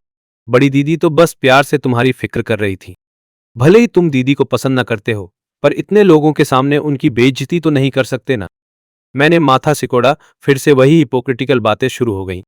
मोरल किडनैपिंग, वैसे तो मुझे चू फैमिली का कोई भी बंदा पसंद नहीं है, यहां तक कि चू जुन लैन भी नहीं, पर उसका ऐसे सबके सामने बोलना बात को ही बदल देता है। चू फेई मन ही मन हंसा। क्या हुआ अगर चुवेन की आइडेंटिटी सबके सामने आ गई? अपनी स्मार्टनेस और दिमाग से वो अब भी उसे सबकी नजरों में विलेन बना सकता था। चू फैमिली का इकलौता वारिस जिसे सब माने, वो सिर्फ वही हो सकता है। आखिर में मैंने अपना पेन नीचे रखा, सीरियस होकर चू फेई की तरफ देखा और कहा, तुम सही कह रहे हो। मुझे तुम लोग पसंद नहीं हो, पर उनकी बेइज्जती करने वाला इंसान मैं नहीं, तुम हो। चू फेई और जुन लैन दोनों के होश उड़ गए। चू फेई तुरंत पैनिक करने लगा। मैंने कब चाहा कि बड़ी दीदी की बेइज्जती हो? तो वो बड़ी दीदी हैं जिनकी मैं सबसे ज्यादा रिस्पेक्ट करता हूं। तो मैं उनकी बेइज्जती होते कैसे देख सकता हूं? ये तो मुझे हंसाने ही वाला है। सबसे ज्यादा रिस्पेक्टेड बड़ी दीदी, और नहीं क्या? चू फेई का चेहरा प्राइड से भरा हुआ था और उसने चोरी छिपे चू जुन लैन की तरफ एक नजर भी डाली। अगर तुम उनकी इतनी रिस्पेक्ट करते हो, तो जानबूझकर इतने सारे लोगों के सामने उनकी एम्बैरसिंग सच्चाई क्यों बताई ताकि उनकी और बेइज्जती हो। मैंने बिना किसी कटसी के सीधा पलटकर जवाब दिया, ये चू फेई अभी भी पहले की तरह इस सो कॉल्ड मोरालिटी का इस्तेमाल करके मुझ पर प्रेशर डालना चाहता है। तो मैं ऐसा नहीं हूं, मैंने ऐसा नहीं किया। चू फेई कुछ एक्सप्लेन करना चाहता था, पर सबकी क्रिटिकल नजरें पहले ही उसकी तरफ मुड़ चुकी थीं। कुचुन जुन लैंड के साथ साथ बाकी सबको भी काफी पहले ही रियलाइज हो गया था कि चू फेई की बातों में कुछ तो गड़बड़ है। तो बस उन्होंने ये एक्सपेक्ट नहीं किया था कि एक मैच्योर आदमी बात करने का इतना हिपोटिकल तरीका यूज करेगा। मेरी इन ब्लंट बातों के बाद फाइनली उन्हें ये बात समझ आ ही गई। तो मैं उनके इस हैरासमेंट से बहुत ज्यादा एनॉयड था। इन चीजों पर टाइम वेस्ट करना अपनी खुद की लाइफ की डिसरिस्पेक्ट करने जैसा है। इस स्टैंड ऑफ के बीच दरवाजे पर एक हकट्टा बंदा दिखाई दिया। साइड हो जाओ। वो हट्टा कट्टा बंदा क्लास के दरवाजे की भारी भीड़ से रास्ता बनाते हुए मेरे पास आया। उसने मेरी तरफ देखा और पूछा, क्या तुम चुएन हो? मैंने डाउट के साथ उसे देखने के लिए अपना सिर घुमाया। मैं उससे पहले कभी नहीं मिला था, फिर भी मैंने जवाब दिया, हाँ मैं ही हूं। प्रिंसिपल ली ने सिर हिलाया और उनकी आवाज अनजाने में थोड़ी सॉफ्ट हो गई। तो मैं नया प्रिंसिपल हूं, मुझे तुम पर बिलीव है। डर मत, क्योंकि तुम हमारे स्कूल में पढ़ते हो, तो टीचर और मैं तुम्हारी सुरक्षा करेंगे। तो ये सुनकर मैं थोड़ा हैरान हो गया। डायरेक्ट टिपर यांग की स्पीड वाकई तेज है। तो पहले जब मुझे बुली किया गया और मैंने पुलिस को रिपोर्ट किया, तो डायरेक्टर यांग ने सिर्फ इतना कहा कि वह इसे एजुकेशन ब्यूरो को रिपोर्ट करेंगे। लेकिन मैं नहीं सोचती थी कि सिर्फ 2 दिन बाद नया प्रिंसिपल ही ऑफिस में आ गया है। पहले वाला प्रिंसिपल बहुत कमजोर और बेकार था। ऐसा नहीं कि उसे पता नहीं था मैं बुली हो रही हूं, बस चू परिवार की पावर से डर के कारण वो कभी बोल ही नहीं पाया। ये प्रिंसिपल का झूठ ज्यादा बुरा नहीं लग रहा। प्रिंसिपल ली ने बात खत्म करने के बाद फिर से चू जुनलान की ओर गंभीर अभिव्यक्ति के साथ मुड़े। मिस चू, ये स्कूल है जहां छात्रों को पढ़ना सिखाया जाता है, कि कृपया छात्रों की पढ़ाई में दखल न दे। चू जुनलान भी बहुत हैरान हुई। इस स्कूल का प्रिंसिपल फिर से बदल गया। क्या ये चुएन की वजह से है? क्या चू फेई का चुएन को बुली करना सच हो सकता है? तो वरना वो प्रिंसिपल को इतनी जल्दी डिसमिस कैसे कर सकते हैं? जुनलान अपने दिल में और भी कुछ सस्पिशंस को रोक नहीं पाई। उसे भी पता था कि यहां ज्यादा डिस्टरबेंस नहीं बनानी चाहिए। उसने माफी मांगती हुई स्माइल दी। प्रिंसिपल ली, आप तुरंत चले जाएंगे। चू फेई बेचैन होकर और कुछ कहना चाहती थी, लेकिन जुनलान पहले ही बोल चुकी थी। और वह और कुछ नहीं कह पाई जाने से पहले चू जुनलान ने मुझसे धीरे आवाज में कहा, वो आज रात तुम्हें ढूंढने आएगा। मैंने उसकी ओर कोई अटेंशन नहीं दिया। चुजुनलान बस अजीब तरीके से ही निकल पाई। फिर चुजुनलान के निकलने के बाद प्रिंसिपल तो ऊंचा पकड़े हुए फोन की ओर मुड़े और चिल्लाए, और तुम लोग क्या कर रहे हो? तो यह स्कूल है जहां ज्ञान हासिल किया जाता है, ना कि तुम्हारा लाइव स्ट्रीमिंग रूम। छात्रों ने अनिच्छा से अपने फोन रख दिए। क्लास की स्कूल बेल बज गई।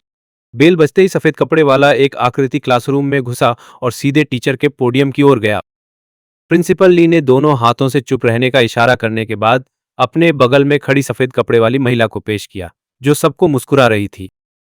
यह है आपका नया हेड टीचर रंग। उसे टीचर यान कह सकते हैं। जैसे ही उन्होंने बात खत्म की, सबकी तरफ से एक अनोखा तेज ताली बज उठी। तो उनके पास नया हेड टीचर आया। उनका पुराना हेड टीचर एक जिद्दी बूढ़ा आदमी था, जो सिर्फ अकादमिक परफॉर्मेंस की परवाह करता था और पूरी तरह से स्नॉब था। एक कल उन्हें पता चला कि स्कूल ने उस बूढ़े को निकाल दिया और उसकी टीचर लाइसेंस हमेशा के लिए रद्द कर दी। तो पीछे मुड़कर देखे तो शायद मेरी टर्म बुलिंग केस की वजह से था। जबकि सब खुश थे, सिर्फ चुफेई की आंखें अनकही तरह से उदास थीं। वो मुझे घृणा भरी नजर से देख रहा था। आंखों में एक खतरनाक चमक झलक रही थी। जल्दी या देर से एक दिन आएगा जब तुम्हें आज किए हुए काम का पछतावा होगा। वो पूरा सुबह वो पूरी तरह से शर्मिंदा हो गया था। तो दिन बहुत जल्द बीत गया। ब्रेक के दौरान चुएन ने अपने कार्ड की सारी पैसे इस्तेमाल करके कल देखे हुए स्टॉक्स खरीद लिए। अगर कल तक कुछ अटपटे नहीं हुआ तो मेरा बैलेंस कई गुना बढ़ सकता है। अजीब बात यह थी कि आज चू फेई बहुत ज्यादा चुप था। तो वो मेरे साथ झगड़ा करने नहीं आया और ना ही यूजुअल की तरह मेरा मजाक उड़ाया। लास्ट क्लास के बाद जब स्कूल की छुट्टी हुई तो चू फेई अचानक मेरे पास आया। उसने अपना वो हमेशा वाला नफरत भरा और नीचा दिखाने वाला एक्सप्रेशन बदल लिया था। वो मुझे देखकर मुस्कुराया, गबड़े भाई, कल मेरा बर्थडे है। डैड ने पहले ही टियान होटल में बेंट हॉल बुक कर लिया है। तय कल रात तुम्हें जरूर आना है। मैंने अपनी आईब्रो ऊपर की। तो वो इस चीज का वेट कर रहा था। मेरी पिछली लाइफ में चू गुआन ने चू फेई की बर्थडे पार्टी के लिए नानक सिंह का सबसे बेस्ट होटल बुक किया था। चू फेई ने अपनी आदत के उलट मुझे भी इनवाइट किया था। मैं बहुत खुश था। मुझे लगा फाइनली मेरे अच्छे दिन आ गए, पर मेरे पास कोई फॉर्मल कपड़े नहीं थे। बस वही पुराने फटाने फटे कपड़े जो मैं सालों से पहन रहा था। जब मैं परेशान हो रहा था, तभी चूफे अचानक मेरे कमरे में आया और मुझे एक महंगा सूट दिया। कि चूफे ने कहा कि ये मेरे लिए गिफ्ट है, कुछ दिन पहले निकले मेरे बर्थडे का बिलेटेड प्रेजेंट। हालांकि मुझे शक तो था, पर मैं सबके सामने आने के लिए बहुत एक्साइटेड था। उन बुली होने वाले दिनों से पीछा छुड़ाने के लिए बेताब था। अगले दिन चू फेई की बर्थडे पार्टी में जैसे ही मैं चू यिन चू फैमिली के साथ फोटो खिंचवाने के लिए स्टेज पर जाने वाला था, चू फेई ने अचानक एक दुखी चेहरा बनाया और मुझ पर उसके कपड़े चुराने का इल्जाम लगा दिया। तो मुझे बहुत बाद में पता चला कि चू फेई को लगा कि अब वो बड़े हो गए हैं और मेरी आइडेंटिटी कभी कभी बाहर वालों को पता चल ही जाएगी। इसलिए उसने सबसे बड़ी भीड़ का फायदा उठाया ताकि मैं मेरी डिग्निटी को पूरी तरह अपने पैरों तले कुचल सके। मैंने एक गहरी सांस ली और अचानक मुस्कुराने लगा। जवाब दिया, ठीक है, मैं कल रात पक टाइम पर पहुंच जाऊंगा। मेरा पक्का जवाब सुनकर चू फेई की स्माइल और भी चौड़ी हो गई। तय हो गया गो। चू फेई ने ऐसे कहा जैसे उसे अचानक कुछ याद आया हो। यह तुम्हारे पास शायद कोई ढंग का सूट नहीं होगा, है ना? मैं मन ही मन हंसा, पर चूफे की ये क्लमजी ट्रिक्स, उसकी सोच अभी भी नहीं बदली है। मैंने थोड़ा सैड होने का नाटक किया और बोला, नहीं भाई, सूट छोड़, मेरे पास एक भी ढंग के कपड़े नहीं हैं। चूफे अपनी हंसी कंट्रोल नहीं कर पा रहा था। बोला, मेरे पास बहुत सारे सूट्स हैं, कल तेरे लिए एक ले आऊंगा। चूफे अपनी स्मगनेस छुपा ही नहीं पा रहा था। कल के बाद पूरी दुनिया को पता चल जाएगा कि ये चू वेन कितना बड़ा चोर है। तब तक आज का ये सारा शोर शराबा वाला ड्रामा भी जल्दी ही कवर अप हो जाएगा। शायद लोग ये भी सोचेंगे कि आज जो कुछ भी हुआ वो सब चू वेन ने ही प्लान किया था। आखिर वो ऐसा बंदा है जो कपड़े तक चुरा लेता है। मैंने उसका वो स्मग चेहरा देखा और अचानक मेरा उसे थोड़ा टीज करने का मन किया। क्या तू इतना काइंड है कि मुझे कपड़े देगा? चूफे का चेहरा एकदम से अकड़ गया। थोड़ी देर बाद उसने थोड़ा अजीब तरह से कहा, काश सबको पता चल गया कि तू चू फैमिली का मेंबर है। तो मैं नहीं चाहता कि चू फैमिली की बेइज्जती कराए। अष्ट अष्ट अष्ट। जिस तरह उसने ये कहा, ऐसा लगा जैसे चूफे ही असली यंग मास्टर है और मैं फालतू का नौकर। तो मैं थोड़ा हंसा और कैजुअली बोला, फिर तो थैंक यू मेरे प्यारे छोटे भाई। शाम को डिनर करके मैं बस डॉर्म लौटा ही था कि झुनझुन लैन वहां आ गई। तो वो डॉर्म के दरवाजे पर खड़ी होकर मुंह बनाते हुए कमरे की हालत देख रही थी। तो ये तेरा डॉर्म रूम है, यहाँ कुछ है क्यों नहीं? वैसे भी ये चू फैमिली वाले घर से तो बेटर ही है। और मैं सच बोल रहा था। चुनचुन लैन तो एकदम शॉक हो गई। ये सच है कि ये जगह भले ही सिंपल थी, पर उस छोटे से तंग स्टोर रूम से बहुत बेटर थी जिसमें मैं चू फैमिली के घर में रहता था। ये सच में काफी बेटर। तुझे क्या चाहिए? जल्दी बोल, मुझे पढ़ाई करनी है, मैंने चिढ़ते हुए कहा। मेरा एटीट्यूड देखकर चू जुन लैन को अपसेट फील होने लगा, पर यह सोचकर कि उसने सच में इतने टाइम से मेरे साथ बहुत गलत किया था। चू जुन लैन ने इधर उधर की बातें नहीं की, तो वो सीधे पॉइंट पे आया। चू वेन, क्या स्कूल में सच में चू फेई ने तुझे बुली किया था? मैंने अपनी आईब्रो ऊपर की। मिस चू, क्या आपको मेरी फिक्र हो रही है? चू जुन लैंड ने तेवर दिखाए, और मैं तेरी बड़ी बहन हूं। मुझे बार बार मिस चू मत बुला। यही मैं ठंडी हंसी हंसा। तो क्या आपने नहीं कहा था कि मेरे जैसा आपका कोई भाई नहीं है? कि मुझे बोला था कि अब से आपको बड़ी बहन ना बुलाऊं? मैंने उसे अंदर नहीं बुलाया। मैं अकेले ही सोफे पर रिलैक्स होकर बैठ गया। तो मुझे हमेशा से इतना अलग देखकर चू जुन लैंड की डेलिकेट आईब्रोज गुस्से में सिकुड़ गईं। तू अचानक इतना बदल क्यों गया है? चुन लैंड ने आखिरकार पूछा। मैंने आखिरकार उसकी तरफ देखा। ऐसा कि मैं अब पहले जैसा नहीं रहा, जो चुफेई को मुझे बदनाम और बुली करने दूं और तुम सबको मुझे ह्यूमिलिएट करने दूं। फिर चुन लैन फिर से सन्न रह गई, उसकी बोलती बंद हो गई। चू जुन लैन ने फिर पूछा, चू फेन ने सच में तुझे स्कूल में बुली किया था ना? कि गम्मी ने कहा कि उन्होंने सर्विलांस फुटेज देखी है, पर चू फेई कह रहा है कि तूने पुलिस को ब्राइब दी है। मेरा मजाक उड़ा रही हो? एक ऐसा इंसान जिसके पास ना पावर है, ना इन्फ्लुएंस और ना ही पेट भर खाने के पैसे से। खमिस चू, आपको क्या लगता है मैं पुलिस को ब्राइब देने के लिए क्या यूज करूंगा? ये बोलकर मैंने अचानक अपनी शर्ट उतार दी और मेरी बॉडी पर वो डरावने स्कार्स दिखने लगे। कुचू जुन्नन की सांसें थम गईं। उसने अपना मुंह हाथ से ढक लिया। वो बस चिल्लाने ही वाली थी। ये सब कैसे हुआ? तो मैं थोड़ा पास गया और सीधे चू जुन्नन की आंखों में देखने लगा। मैंने एक शब्द साफ साफ बोला, बड़ी दीदी। मैं आपको आखिरी बार इस नाम से बुला रहा हूं। बड़ी दीदी, जरा अच्छे से देखो, मेरी बॉडी पर ये सब क्या है? ये स्कार्स तब से हैं जब से चू फैमिली ने चू फेई को अडॉप्ट किया है। तो उसने धीरे धीरे ये जख्म मुझे दिए हैं। अचू जुन्नन की आंखें आंसुओं से भर गईं। उसके हाथ बुरी तरह कांप रहे थे। ये कैसे हो सकता है? चू वेन की बॉडी पर इतने सारे स्कार्स कैसे हो सकते हैं? वो जख्म पुराने और नए का मिक्स थे, कुछ बड़े कुछ छोटे और पूरी तरह भरे हुए। उसकी पूरी बॉडी ऐसे ही जख्मों से भरी हुई थी। उसने शौक में मेरी तरफ ऊपर देखा। तुमने मुझे बताया क्यों नहीं? चाहे चू फेई ने ये किया हो या नहीं, इतने सारे जख्मों के साथ उसने ये सब कैसे झेला होगा? मेरी स्माइल और भी ज्यादा एरोगेंट हो गई। क्या मैंने आप लोगों को नहीं बताया था? बचपन से मैंने कितनी बार आप सबको ये बताया है, पर क्या आप में से किसी ने मेरा यकीन किया? लेकिन चू फेई ने कहा था कि ये स्कूल में दूसरों से फाइटिंग की वजह से हुआ है। कि किसके साथ फाइटिंग? मैंने उसे सीधे बीच में ही टोक दिया। स्कूल में मेरी किससे लड़ाई हुई थी? अगर तुमने स्कूल में जरा भी इन्वेस्टिगेट करने की जहमत उठाई होती तो तुम्हें सब पता चल जाता। पर क्या तुमने इन्वेस्टिगेट किया? तुम्हें तो बस उस ग्रीन टिबिच्चू फेई पर ही यकीन है। जब वो बेचारा बनने का नाटक करता है, तुम उसकी हर बात मान लेते हो।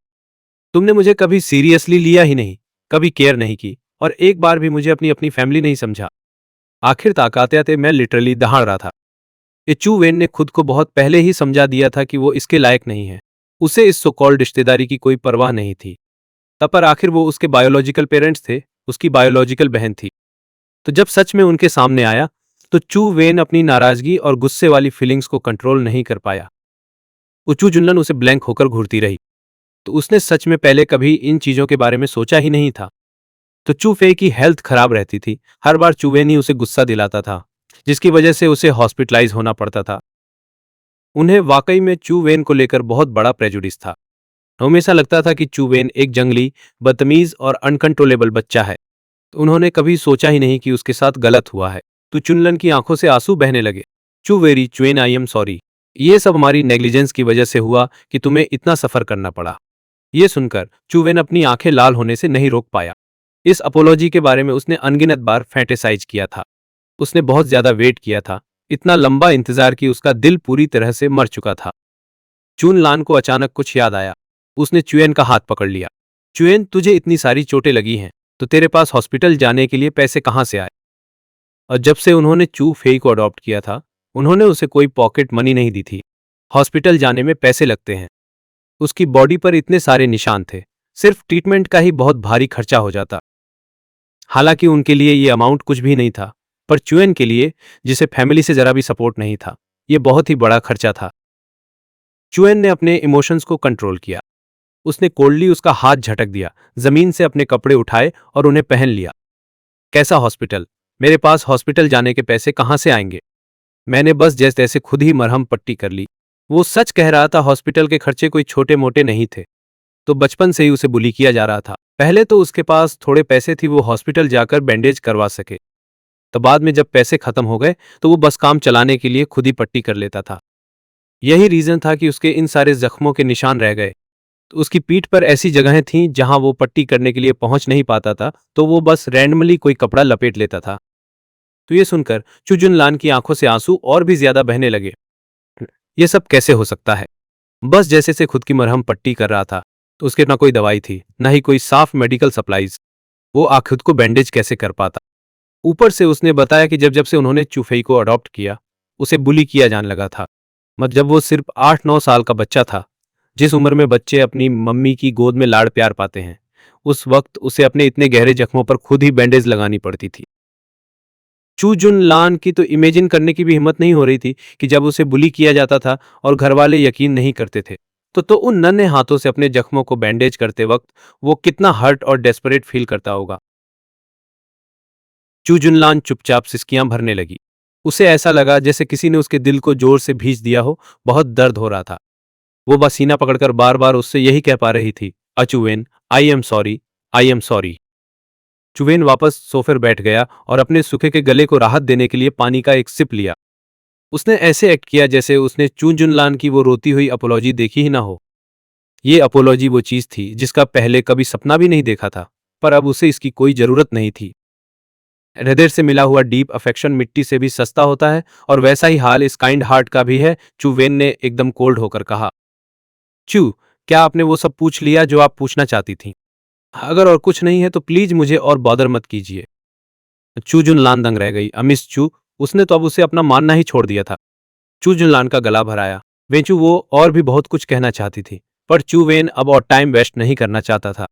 वो सीधा खड़ा हुआ और धड़ाम से दरवाजा बंद कर दिया। कि चूजुन लैन इतनी शॉक हो गई कि पीछे की तरफ लड़खड़ा गई, और इसी वजह से उसकी नाक पर चोट लगते लगते बची। चूजुन लैन ने दरवाजा नॉक किया। चूवेन के साथ इतनी नाइंसाफी हुई थी कि वो उसे कंफर्ट करने के लिए और बात करना चाहती थी। चूवेन ने इम्पेशेंट होकर कहा, मुझे सिक्योरिटी बुलाने पर मजबूर मत करो। चूजुनलैन का हाथ जो दरवाजा नॉक कर रहा था वहीं फ्रीज हो गया। क्या तुम मुझसे इतना ज्यादा नहीं मिलना चाहते? तो मैं तुम्हारी बड़ी बहन हूं। पर उसे रिस्पॉन्स में सिर्फ सन्नाटा मिला। अचू वेन ने पहले ही अपनी बुक्स निकाल ली थी और पागलों की तरह पढ़ाई करने में बिजी हो गया था। उसके पास अपनी पिछली लाइफ की यादें थीं।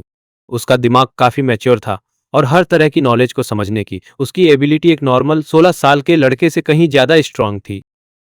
पढ़ाई करना भी अब काफी इजी होने वाला था। इसके अलावा ये सब चीजें उसने अपनी पिछली लाइफ में एक बार सीखी हुई थीं। अब वो बस उस नॉलेज को पूरा कर रहा था जो उसने अपनी पिछली लाइफ में मिस कर दी थी। चू जुनलेन के पास मुड़कर जाने के अलावा और कोई चॉइस नहीं थी।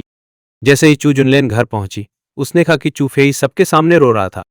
तो चे की आंखें लाल थी। उसने अपना सिर थोड़ा झुकाया। उसके चेहरे पर पछतावा साफ दिख रहा था और बोला, आई एम सॉरी डैड, मॉम, तीसरी दीदी, ये सब मेरी गलती है। तो मैं आप सबको खोने से इतना डर गया था कि मैंने स्कूल में बिना सोचे समझे कुछ भी बोल दिया। मेरा वो मतलब नहीं था, सच में मेरा वो मतलब नहीं था। कुचू गोवेई का चेहरा बर्फ जैसा ठंडा था। उसने चूफेई की दुखी और मासूम चेहरे की तरफ न देखने की कोशिश की। मैं चूफेई, मैं जानता हूं तू इनसिक्योर फील कर रहा है, पर चुवेन मेरे चुग गोवेई का बेटा है। एक अटल फैक्ट है को तू स्कूल में आउटसाइडर्स के साथ मिलकर उसे बुली नहीं कर सकता। तो तुझे पता है कि इससे चुप फैमिली की इज्जत कहां तक पहुंचती है। उसके थोड़ा रिक्लेमिंग वाले शब्द सुनते ही सबको इंस्टिंक्टिवली बोलना और चुफेई के लिए प्लीड करना आया। पर जैसे उन्हें आज देखी गई लाइव स्ट्रीम याद आई और चुफेई का एक्सप्रेशन याद आया जब उसने कहा कि चुवेन मनी एक्सटॉर्ट कर रहा है, उसे पुअर डेविल कहा, तो सब फिर से साइलेंट हो गए। तो चुनलान दरवाजे के कॉर्नर में खड़ी थी। उसकी आंखों में अनकही ठंडक थी। अचुवेन के बॉडी पर वो हॉरर स्कार्स अभी भी उसके दिमाग में वाइविड थे। तो उसने तुरंत आगे नहीं धकेला और चुफेई को क्रिटिसाइज नहीं किया। तो वो देखना चाहती थी कि चुफेई क्या बोलेगा। चुफेई चुपके से अपनी मुट्ठी कस लेता है। डैड फिर से उसे स्कॉलिंग कर रहा था क्योंकि चुवेन की वजह से, कुछ उसी बस्टर्ड चुवेन की वजह से है। कुचुफेई ने अपने दिल की एंगर को दमन किया। उसकी आंखों में उठते आंसू तुरंत गिर पड़े। तो धड़ाम से चुफेई जमीन पर सीधे घुटनों के बल गिर गया। मैं गलत था, सब मेरी गलती है। मुझे तुम सबको खोने का डर नहीं होना चाहिए था। मैं अभी निकल रहा हूं, तुम सब जाके बड़े भाई को लाओ। जैसे ही मैं निकल जाऊंगा ओल्डर ब्रदर जरूर वापस आएगा। जैसे ही उसने बोला चुफेई खड़ा हो गया और बाहर निकलने की तैयारी करने लगा। सिर्फ 2 कदम उठाते ही उसने अचानक अपनी छाती को पकड़ लिया और दर्द में झटके लेने लगा। इससे सबको डर लग गया। चू जुनजुनलान अनजाने में मुट्ठी कस लेती है और खुद को रोक नहीं पाती कि वो उसके पास दौड़कर मदद करे। पर चू वेन के शरीर पर लगे घावों को याद करके चू जुनलान खुद को रोक लेती है। वहीं चू परिवार के बाकी सदस्य रुक नहीं पाए। चू गुआन अब उसे डांटने का दिल नहीं करता। वो चू फेई के पास दौड़ता है और तुरंत उसे पकड़ लेता है। चू गुआन पागल हो गया। चू परिवार के सब लोग पागल हो गए। अब उनके दिमाग में चू वेन की बातों के बारे में सोचना नहीं बचा। तो सब जल्दी चू फेई के चारों ओर इकट्ठा हो गए। मां को डरा मत, कि कोई नहीं कह रहा था कि तुमको जाना चाहिए। लियूरू इतनी फिक्र में थी कि आंसू तुरंत उसकी आंखों में भर आए। फिक्र मत कर, तो सब चुवेन की जानबूझकर तंग करने की वजह से है, इसलिए तुमने वो बातें कह दी जो नहीं कहनी चाहिए थी। फिक्र मत कर, हम अब तुम्हें दोष नहीं देंगे, चुसी यूए ने चिंतित होकर कहा, जबकि चुफेई की पीठ थपथपा रहा था।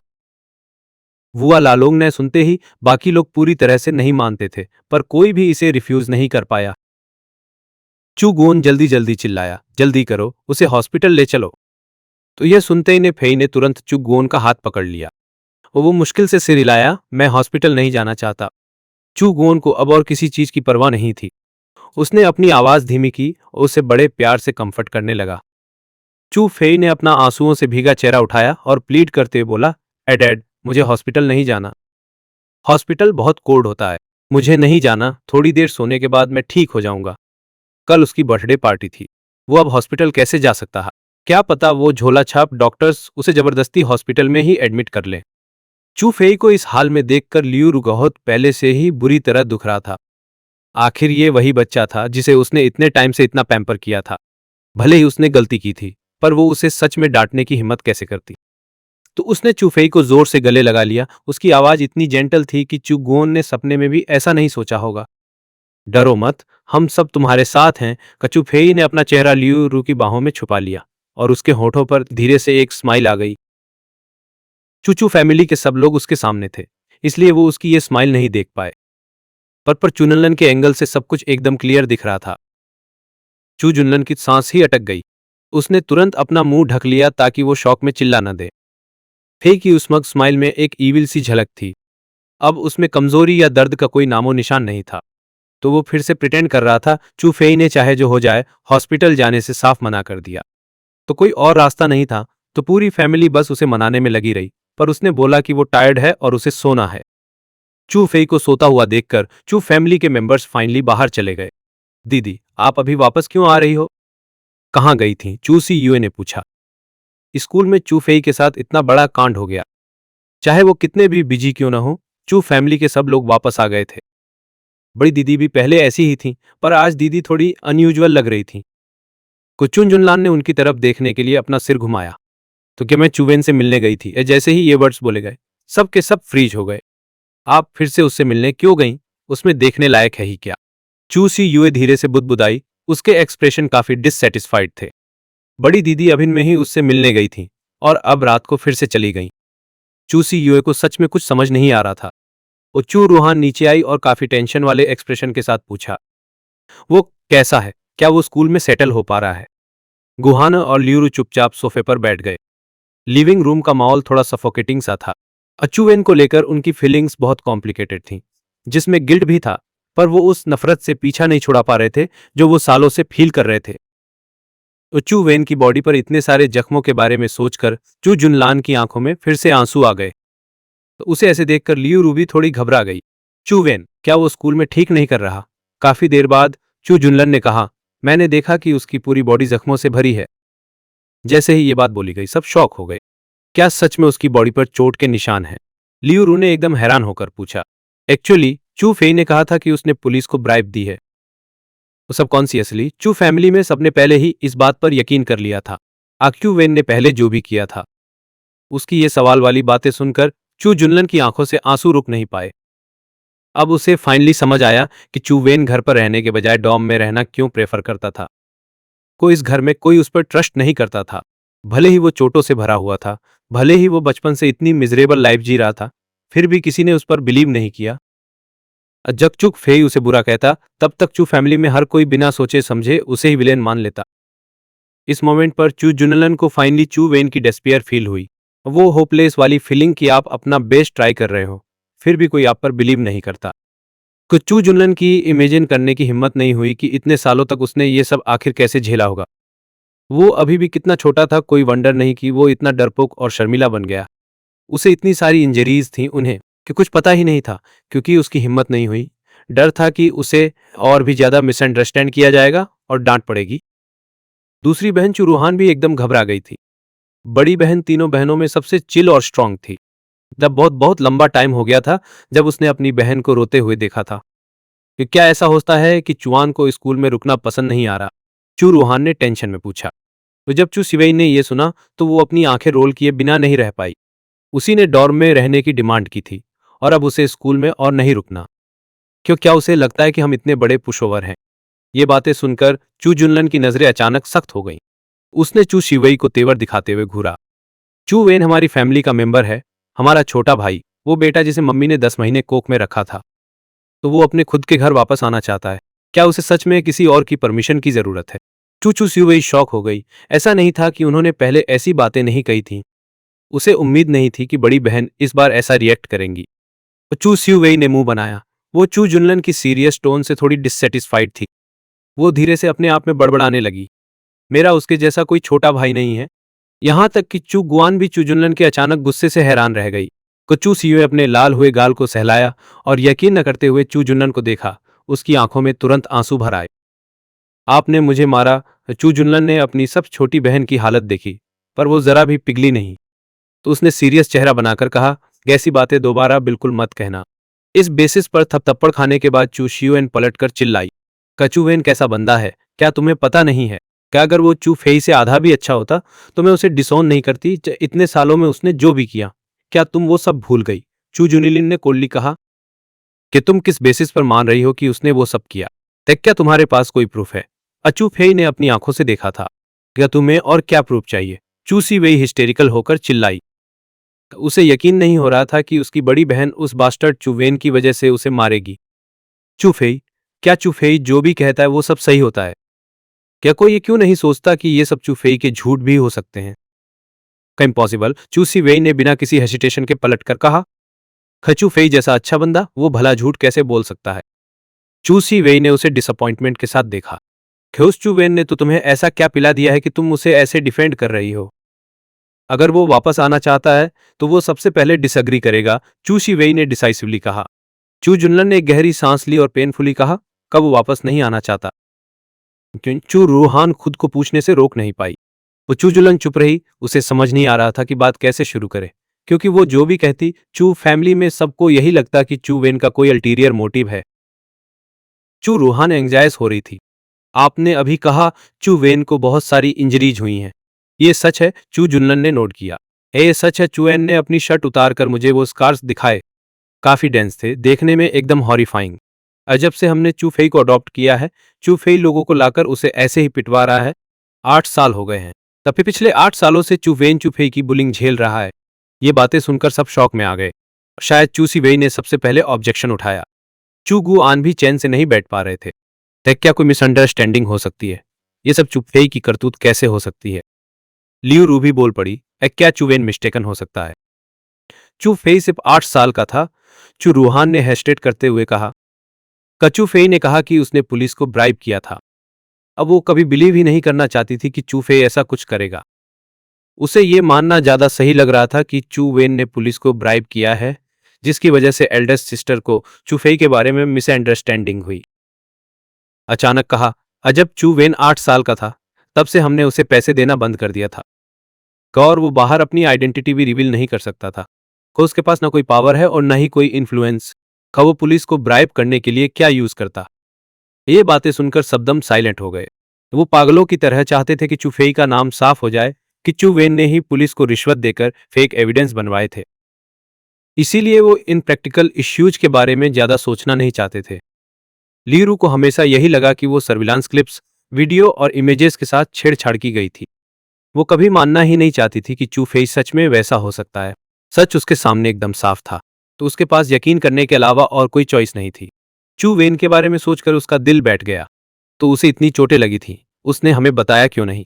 क्योंकि वो जो भी कहता हम उस पर यकीन ही नहीं करते। शुरू से ही हमने सिर्फ चू फेई पर बिना किसी सवाल के भरोसा किया। चुनलन खुद को बहुत कोस रही थी। अब बिजनेस वर्ल्ड में वो स्मार्ट और शांत थी, पर पता नहीं क्यों घर पर वो इतनी बेवकूफ बन गई। मैं उसे देखने उसके डॉर्म गई थी, तो उसके डॉर्म में कुछ भी नहीं था। वो लगभग एक स्टोरेज रूम जैसा था। पर वो डॉर्म थोड़ा बड़ा है, स्टोरेम से काफी बड़ा। स्कूल में उसे कोई डांटता नहीं है और ना ही उसके साथ कुछ गलत करता है। हमें चाहती थी कि वो घर आ जाए, पर उसने मेरे मुंह पर ही दरवाजा बंद कर दिया। चू जुनलन ने रुक रुक कर कहा, तो ये सब हमारी गलती है, हमने उसके साथ बहुत नाइंसाफी की है। तो वापस आने से पहले मैं स्पेशली उनके पुराने स्कूल पूछने गई थी। चू फेई सच में हमेशा उसे बुली करता था। सबके एक्सप्रेशंस काफी कॉम्प्लिकेटेड थे, किसी के पास पलटकर बोलने के लिए एक शब्द भी नहीं था।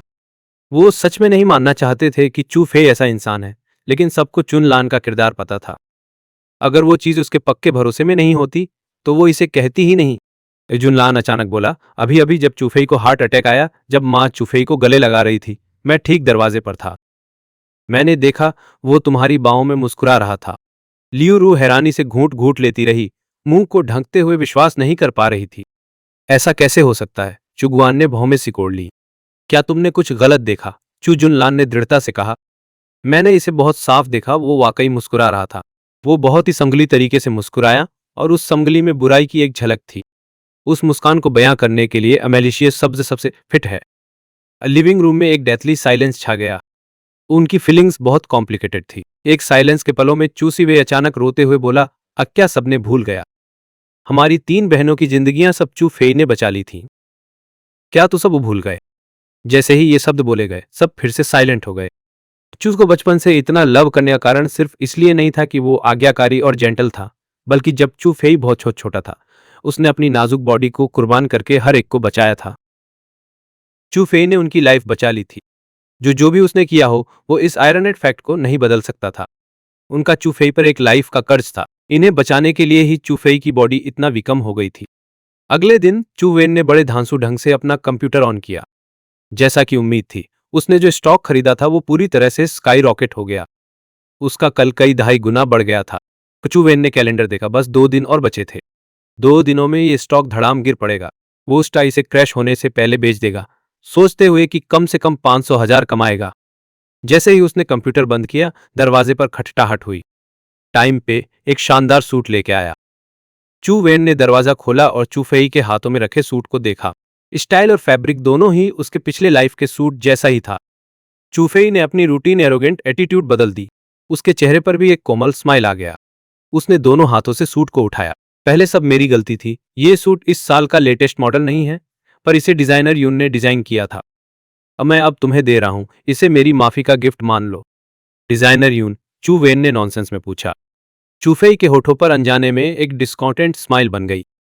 तो वो तो डिजाइनर यून को भी नहीं जानता। उसने जल्दी से अपनी आंखों में से स्कॉर्न छुपाकर धीरे से कहा, बिल्कुल सही। डिजाइनर यून हमारे देश का सबसे मशहूर डिजाइनर है। उसको कपड़े डिजाइन करने के लिए कमीशन देना आसान नहीं है। ये पिछले साल पापा ने मेरे लिए मांगा हुआ बर्थडे गिफ्ट था। इसकी कीमत कई लाख थी, देख यहां तक इसका डिजाइन नंबर भी लिखा है। मैंने इसे सिर्फ एक बार ही पहना है और वो नहीं पहन पाई। चुफई अपनी आवाज में घमंड नहीं छुपा सका। उसके किसी भी आउटफिट की कीमत कई लाख होती है, पर देख चुबेन को, वो स्कूल यूनिफॉर्म पहने हुए हैं। उसकी अलमारी खाली है, बस कुछ ही कपड़े हैं जो धुलकर फिके हो गए हैं। तो उसके पास उसके साथ तुलना करने को क्या है। कुछ वेन के होठों पर एक मुस्कान बन गई। वो कपड़े लेने के लिए हाथ बढ़ाया और यहां तक कि किनारे पर कड़ाई किए नंबर को भी ध्यान से देखता रहा। वो तो जरूर ही इस डिजाइनर यून के बारे में सुन चुका था। तो कहते हैं कि जब भी वो कोई कपड़ा डिजाइन करता है तो नकली से बचाने के लिए खास तरीका अपनाकर किनारे पर एक अनोखा नंबर कढ़ाई करता है। उसके हर कपड़े की एकदम यूनिक होती है। ऐसा चुवेन ने दिखावा करते हुए हैरानी से कहा। तो यही वो लेजेंडरी कपड़ा है जो डिजाइनर यून ने डिजाइन किया है। उसकी इस अभिव्यक्ति ने चू फेई के चेहरे की मुस्कान को और भी चमका दिया। चूंकि तुम्हें ये पसंद है बड़े भाई, तो मैं राहत महसूस कर रहा हूं। तो कपड़े चू वेन के हाथों में डालने के बाद चू फेई ने एक बेचैन निर्देश जोड़ दिया। तो ये सूट तुम इसमें जरूर शानदार लगोगे। तो तुम्हें याद रखना होगा कि आज रात इसे पहनना है मेरी बर्थडे पार्टी में। कि तुम पहले ही 16 के हो गए हो, अब हाई सोसाइटी के लोगों से मिलना शुरू करने का टाइम है। चूहे ने सिर हिलाया। चूचूफे रिलैक्स्ड होकर चला गया और जाने से पहले उसने स्पेशली इनविटेशन भी थमा दिया। उसे डर था कि कहीं चूवेन अंदर ना जा पाए। जैसे ही चूफेई मुड़ा, चूवेन की आंखों में अचानक एक ठंडी चमक सी आ गई। पूरा दिन स्कूल में बिताने के बाद चूवेन ने वो सूट पहना जो चूफेई लाया था और टियानफू होटल की तरफ निकल गया। टियानफू होटल स्कूल से ज्यादा दूर नहीं था। उसने अभी तक अपने पैसे नहीं निकाले थे, इसलिए चूवेन अभी भी पूरी तरह से ब्रोक था। अपने पास बचे थोड़े बहुत पैसों से चूवेन एक बस में चढ़ गया और जैसे ही चूवेन बस में चढ़ा, सबका ध्यान उसकी तरफ चला गया। उसने जो महंगा सूट पहना था वो उस माहौल में एकदम आउट ऑफ प्लेस लग रहा था। चूवेन ने लोगों के अजीब लुक्स को इग्नोर किया, कैजुअली एक सीट ढूंढी और आंखें बंद करके रेस्ट करने लगा। तो अगर कुछ अनएक्सपेक्टेड नहीं हुआ तो बाद में एक बढ़िया शो देखने को मिलेगा। उसे अपनी एनर्जी बचा के रखनी थी। बस स्टॉप पर पहुंच गई जो टियानफू होटल के एकदम पास था। वो चूवेन बस से उतरा और उसने बस 2 ही कदम चले थे कि पीछे से अचानक चू जुनलान की आवाज आई। चूवेन ने पीछे मुड़कर देखा। कितनी बैड लक है कि यहां भी चू फैमिली से पाला पड़ गया। चू फेई को छोड़कर बाकी सब चूवेन के पीछे ही थे। वो सब चूवेन को एकदम सरप्राइज्ड होकर देख रहे थे। तो क्या तुम चू फेई की बर्थडे पार्टी में आ रहे हो? चू जुनलान ने पहले पूछा। चूवेन ने शांति से जवाब दिया। वो सुवेन के हाथ में इनविटेशन देखा और हैरान होकर एक दूसरे को देखने लगे। कि पिछले सालों में चूवेन कभी चूफेई की बर्थडे पार्टी अटेंड नहीं करना चाहता था और चूफेई भी नहीं चाहता था कि चूवेन वहां जाए। इस साल चूवेन आया ही क्यों, और भाई के हाथ में इनविटेशन भी है। पर क्या चूफेई ने तुम्हें ये इनविटेशन दिया? चू जुनलिन ने फिर से पूछा। चू रोहान ने अभी निकली बस को देखा और सरप्राइज होकर पूछा, क्या तुम बस से आए हो? चूवेन ने उसे इग्नोर मारते हुए देखा और फिर से सिर हिला दिया। उन सब चुप हो गए। उन सबके पास अपनी खुद की कार थी, यहां तक कि अंडरेज चू फेई के पास भी अपनी स्पोर्ट्स कार थी। चू वेन चू फैमिली का असली वारिस था, फिर भी वो बस से आया। चू वेन के सूट को देखकर चू गुआन के एक्सप्रेशन थोड़े अजीब हो गए। ये वही सूट था जो उसने खुद पिछले साल डिजाइनर यून से फेई के 15वें बर्थडे गिफ्ट के लिए बनवाया था। उस टाइम चू फेई को ये इतना पसंद आया था कि उसने इसे पहनने तक की हिम्मत नहीं की थी। किल्ली, ये चू वेन पर काफी सही फिट हो रहा था। पक्का ये चू फेई ने चू वेन को माफी के तौर पर गिफ्ट दिया होगा। क्यों चू फेई के सूट चू वेन को देना दिखाता है कि उसे सच में अपनी गलती का एहसास है। तो उन्हें भी उसे एक और चांस देना चाहिए। लियूरू आगे बढ़ के उससे कुछ कहना चाहती थी, पर चू वेन बिना पीछे मुड़े ही होटल के अंदर चला गया।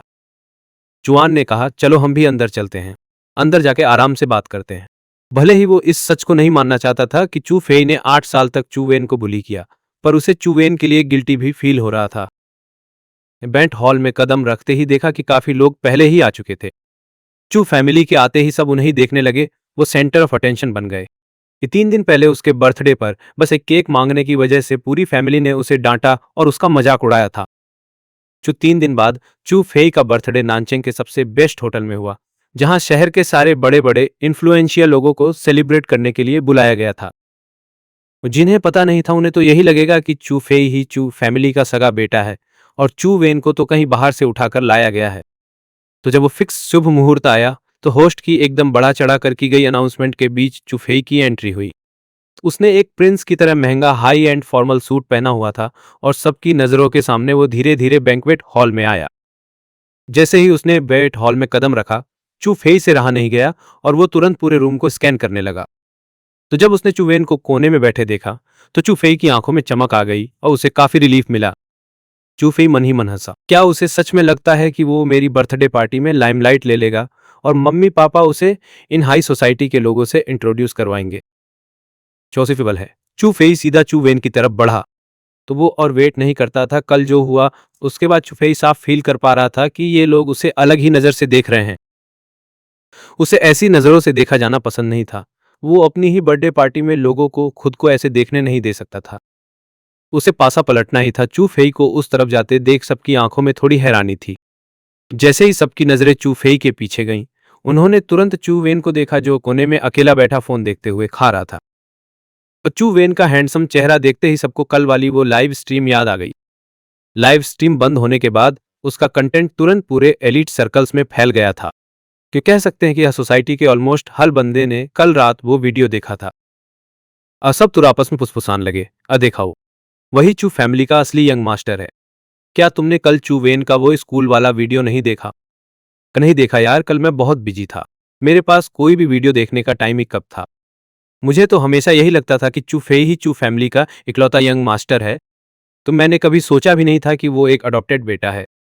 उस कोने वाले टीनेजर को देख रहे हो, वही चू फैमिली का असली यंग मास्टर है, चू वेन।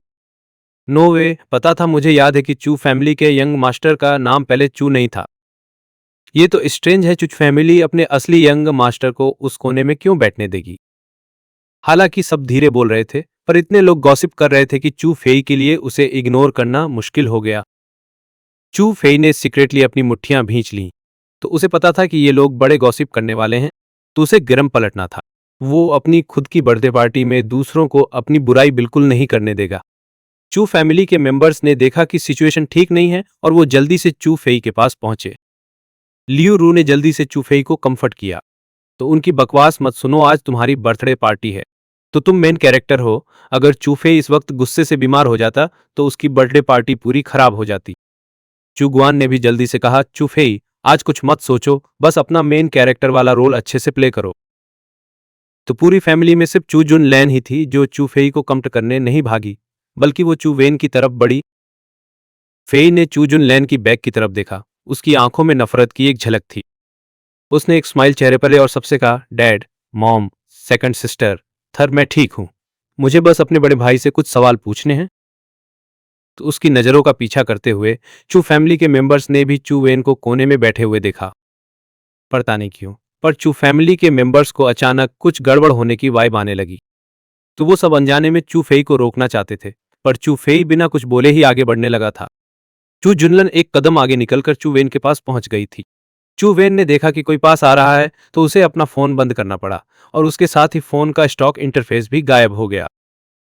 चू जुलन भागकर चू वेन के पास तुरंत पूछा, चू वेन, तुझे ये सूट कहां से मिला? कि चू वेन ने अपनी आईब्रो उठाई, अगर कहूं कि ये मुझे चू फेई ने दिया है तो क्या तुम यकीन करोगी? उसे लगा कि चू जुनलन फिर से कुछ ताने मारेगी, पर सरप्राइजिंगली चू जुनलन ने बिना हिचकिचाए सिर हिला दिया। चू जुनलन थोड़ा झुक गई ताकि बाकी सबका व्यू ब्लॉक हो जाए, तो उसने पूछना जारी रखा, जब चू फेई ने तुझे ये कपड़े दिए तो क्या वहां कोई और भी था? कि चू वेन ने उसे हैरानी से देखा, इसका क्या मतलब है? क्या उसे शक है कि चू फेई कुछ गलत कर सकता है? क्या उनकी नजरों में चू फेई हमेशा सबसे परफेक्ट इंसान नहीं रहा है? चू वेन ने अपने होंठ भींच लिए और उसके सवाल का कोई जवाब नहीं दिया। कुछ चुनलन एंग्जियस होने लगी। जल्दी बता मुझे। उसने चू वेन को ऊपर से नीचे तक देखा। वो सिर्फ इस सूट की ही कोई वैल्यू थी और सिर्फ यही सूट चू फेई से रिलेटेड था कि उसने कहा कि अंदर आने के बाद चू फेई सीधा चू वेन की तरफ गया। ये चू फेई के नॉर्मल स्टाइल से बहुत अलग था। पहले तो उसने कभी चू वेन को अपनी बर्थडे पार्टीज में आने ही नहीं दिया था। इस बार वो खुद उसके पास कैसे गया और चू वेन को सबके सामने आने कैसे दिया। उसे सबकॉन्शियसली लगा कि कुछ बुरा होने वाला है, इसलिए वो भागकर सबसे पहले चू वेन को ढूंढने गई। चू वेन ने एक आईब्रो उठाई और सब जानते हुए भी अनजान बनकर पूछा, फैमिली की सबसे बड़ी बहन, ये तुम इतनी जल्दी में क्यों हो? चू जुलन ने अपने दांत पीसे। उसे समझ नहीं आ रहा था कि चू वेन को क्या जवाब दे। वो बस मुड़ी और चू फेई की तरफ चलने लगी। चू जुनलन ने चू फेई को आवाज दी, जो तेजी से आगे बढ़ रहा था। चलो वहां चलकर देखते हैं। वहां अभी भी बहुत सारे गेस्ट्स तुम्हारा इंतजार कर रहे हैं। चू जुनलन ने चू फेई का हाथ खींचा। वो उसे वहां से ले जाना चाहती थी। उसका रिफ्ले ऐसा था कि वो नहीं चाहती थी कि चू फेई और चू वेन का आमना सामना हो। चू वेन 8 साल से फेई के हाथों परेशान हो रहा था, पर कल जब उसने चू फेई को मम्मी की गोद में उस स्माइल के साथ देखा, चू जुनलन के दिल में कुछ बदल गया था। चू फेई ने प्यार से चू जुनलन का हाथ हटा दिया। उसकी स्माइल बहुत वार्म और जेंटल थी, बिल्कुल पहले वाले जेंटल यंग मास्टर की तरह कबड़ी दी दिया। मैं बस अपने बड़े भाई से बात करना चाहता हूँ। और इतना टेंस मत हो। अपनी बात खत्म करते ही चू फेई की तुरंत चू वेन की तरफ तेजी से बढ़ने लगा। चू वेन उसे इतनी हड़बड़ी में देखकर मजे ले रहा था। तो अभी 16 साल का टीनेजर ही वहीं ईगरनेस और सक्सेस पाने की जल था। पिछली लाइफ वाली वो 24 साल की कामनेस उसमें बिल्कुल गायब थी। चूफे छोटा नहीं था। 16 की उम्र में ही वो चूजुन लैन से लंबा हो गया था। चूजुन लैन ने हाई हील्स पहनी हुई थी। वो उसे बिल्कुल भी नहीं पकड़ पा रही थी। बाकी फैमिली भी चूफे के पीछे पीछे फुल एग्रेशन में चू वेन की तरफ बढ़ रही थी। इस ग्रैंड सीन ने तुरंत वहां मौजूद हर किसी का अटेंशन खींच लिया। चू वेन के सामने पहुंच गया तो उसने फिर से वही मासूम सा एक्सप्रेशन बना लिया। उसने बड़ी मासूमियत से पूछा, अब भाई चू वेन, मेरी क्लोजेट से एक सूट गायब है। ये वही सूट है जो डैड ने पिछले साल मेरे बर्थडे पर डिजाइनर यून से बनवाया था। मैंने इसे हमेशा संभाल कर रखा था। इसे पहनने की मेरी हिम्मत ही नहीं हुई। यह सुनकर सबको रियलाइज हुआ कि कुछ तो गड़बड़ है।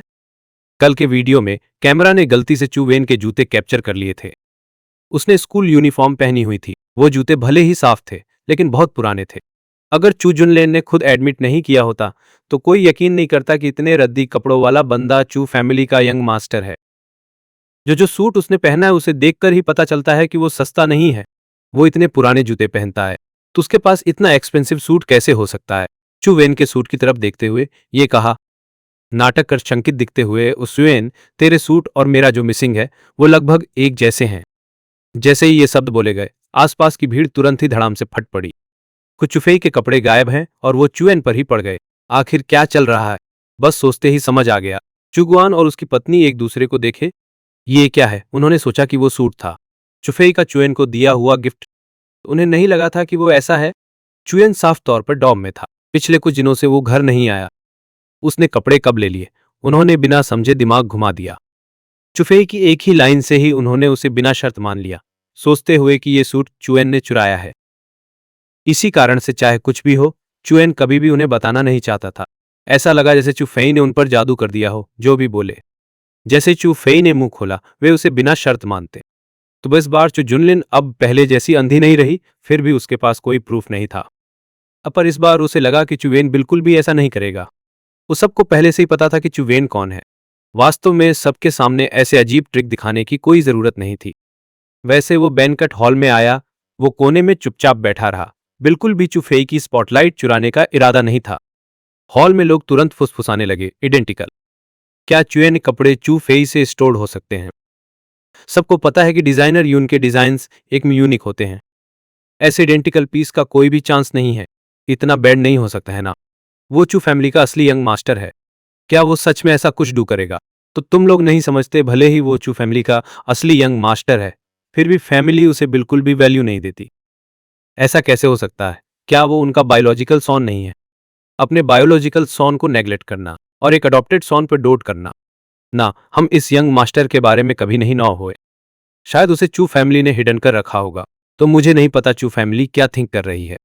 बायोलॉजिकल सॉन अडॉप्टेड सॉन से बेहतर होना चाहिए, पर वो जाकर दूसरों के कपड़े स्टोल कर लेता है।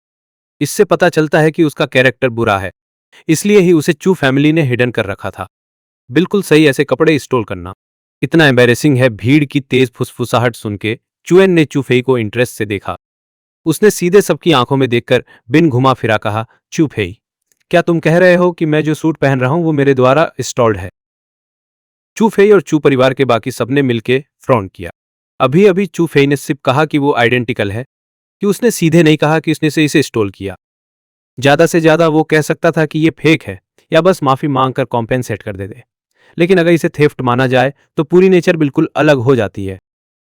अगर ये मामला बूम हो गया तो ये सूट हंड्रेड्स ऑफ जेंट्स की वैल्यू वाला है और चू वेन पर थेफ्ट का केस लगेगा तो उसे जेल जाना पड़ेगा। चू फेई ने तुरंत रिएक्ट किया। उसने अपनी ज्यादा खुशी को दबाया, अपने मुंह के कॉर्नर को छुपा दिया जो कंट्रोल नहीं हो रहा था। तो उसने दिल टूटने का दिखावा किया और बोला, ब्रदर चुएन, मैंने तुम्हें बर्थडे पार्टी में काइंडली इनवाइट किया था। अब तुम ऐसा कैसे कर सकते हो? अगर तुम्हारे पास फॉर्मल सूट नहीं था तो तुम्हें माँ और डैड को बताना चाहिए था। वो जरूर तुम्हारे लिए एक खरीद लेते। तो मुझे पता है तुम्हें मेरे चीजें टेकना पसंद है। मैंने ये सूट पिछले साल अपने बर्थडे पर पहले ही पहन लिया था, तो वरना तुम्हें देगे ना ठीक रहता। तो सिर्फ 2 छोटे सेंटेंस में चू फेई ने जो जानकारी दी वो बहुत ज्यादा थी। चुएन को उसके चीजें टेकना पसंद है, तो चुएन ने चू फेई का वो सूट स्टोल किया जो उसने पिछले साल पहना था। चाहे उसे चू फेई की चीजें टेकना पसंद हो या नहीं, कोई नहीं जानता, लेकिन फॉर्मल सूट आमतौर पर सिर्फ एक बार ही पहना जाता है। वो चू फैमिली का इतना बड़ा यंग मास्टर है, फिर भी किसी और का सेकंड हैंड सूट चुराता है। ये तो बहुत ही ज्यादा ह्यूमिलेटिंग है। सबकी गॉसिप टॉपिक एकदम से बदल गया। तभी तो चू फैमिली उसे छुपा कर रखती थी। ऐसा डिस्ग्रेसफुल वारिस जो निकला, तो अगर मैं होता ना तो मैं भी उसे कभी बाहर नहीं लाता। सही बात है, सबने अपने मन में चुएन को ऑलरेडी एक अबैंडन्ड बेटा मान लिया था। अगर वो अब चुएन के लिए स्टैंड लेते तो पक्का चूफेई की बहुत किरकिरी हो जाती। चूजू लैन से अब और देखा नहीं गया। वो भागकर चुएन के सामने खड़ी हो गई और टेंशन में बोली, चूफेई, यहां पक्का कोई मिसअंडरस्टैंडिंग हुई है। चुएन ऐसा बंदा नहीं है जो चीजें चुराए। क्या तुम एक बार फिर से केयरफुली सोचना चाहोगे? क्या पता तुमने ही ये सूट चुएन को गिफ्ट किया हो। आखिर तक आते आते चुजुन लैन की आवाज एकदम प्लीडिंग सी हो गई थी। तो बस अगर चुफेई बोल देता कि उसे गलत याद था और ये एक मिसअंडरस्टैंडिंग है, तो दोनों बिना किसी प्रॉब्लम के बच निकलते। फैमिली और चुफेई सब शॉक होकर चुजुन लैन को देखने लगे। इस सिचुएशन में चुएन को सपोर्ट करना, अगर चुफेई अब मान ले कि उसे गलत याद था, तो सबकी नजरों में उसकी इमेज एक पेटी इंसान जैसी बन जाएगी। ऊपर से जो हुआ था उसके बाद चूफेई अब हाई सोसाइटी में अपना चेहरा कैसे दिखाएगा? चू वेन भी काफी सरप्राइज थी। वो एक बार फिर उसके लिए स्टैंड ले रही थी। चू वेन की आंखों में फिर से वही कोल्ड एक्सप्रेशन वापस आ गया। उसे इसकी जरूरत नहीं थी। चू फेई तुरंत चिल हो गया। उसने एक गहरी सांस ली और चुनजुनलान की आंखों में घूरने लगा, जैसे अपनी बड़ी बहन से सवाल कर रहा हो, आप मेरी साइड क्यों नहीं हो? क्या अब आपको मुझसे प्यार नहीं रहा? चू जुनलान ने उसकी आंखों में न देखने की पूरी कोशिश की। आखिर वो भी तो वही छोटा भाई था जिसे उसने 8 साल तक बहुत पैम्पर किया था। उसने की जान भी तो बचाई थी। तो चू जुनलान इंस्टिंक्टिवली चू फेई को हर्ट होते नहीं देखना चाहती थी। पर चू वेन भी तो उसका छोटा भाई था, खासकर ये जानने के बाद कि इतने सालों में उसने क्या क्या झेला है। चू जुनलान को अचानक एक चीज रियलाइज हुई, चू वेन के लिए प्रोटेक्शन बहुत ही कम पड़ रही थी।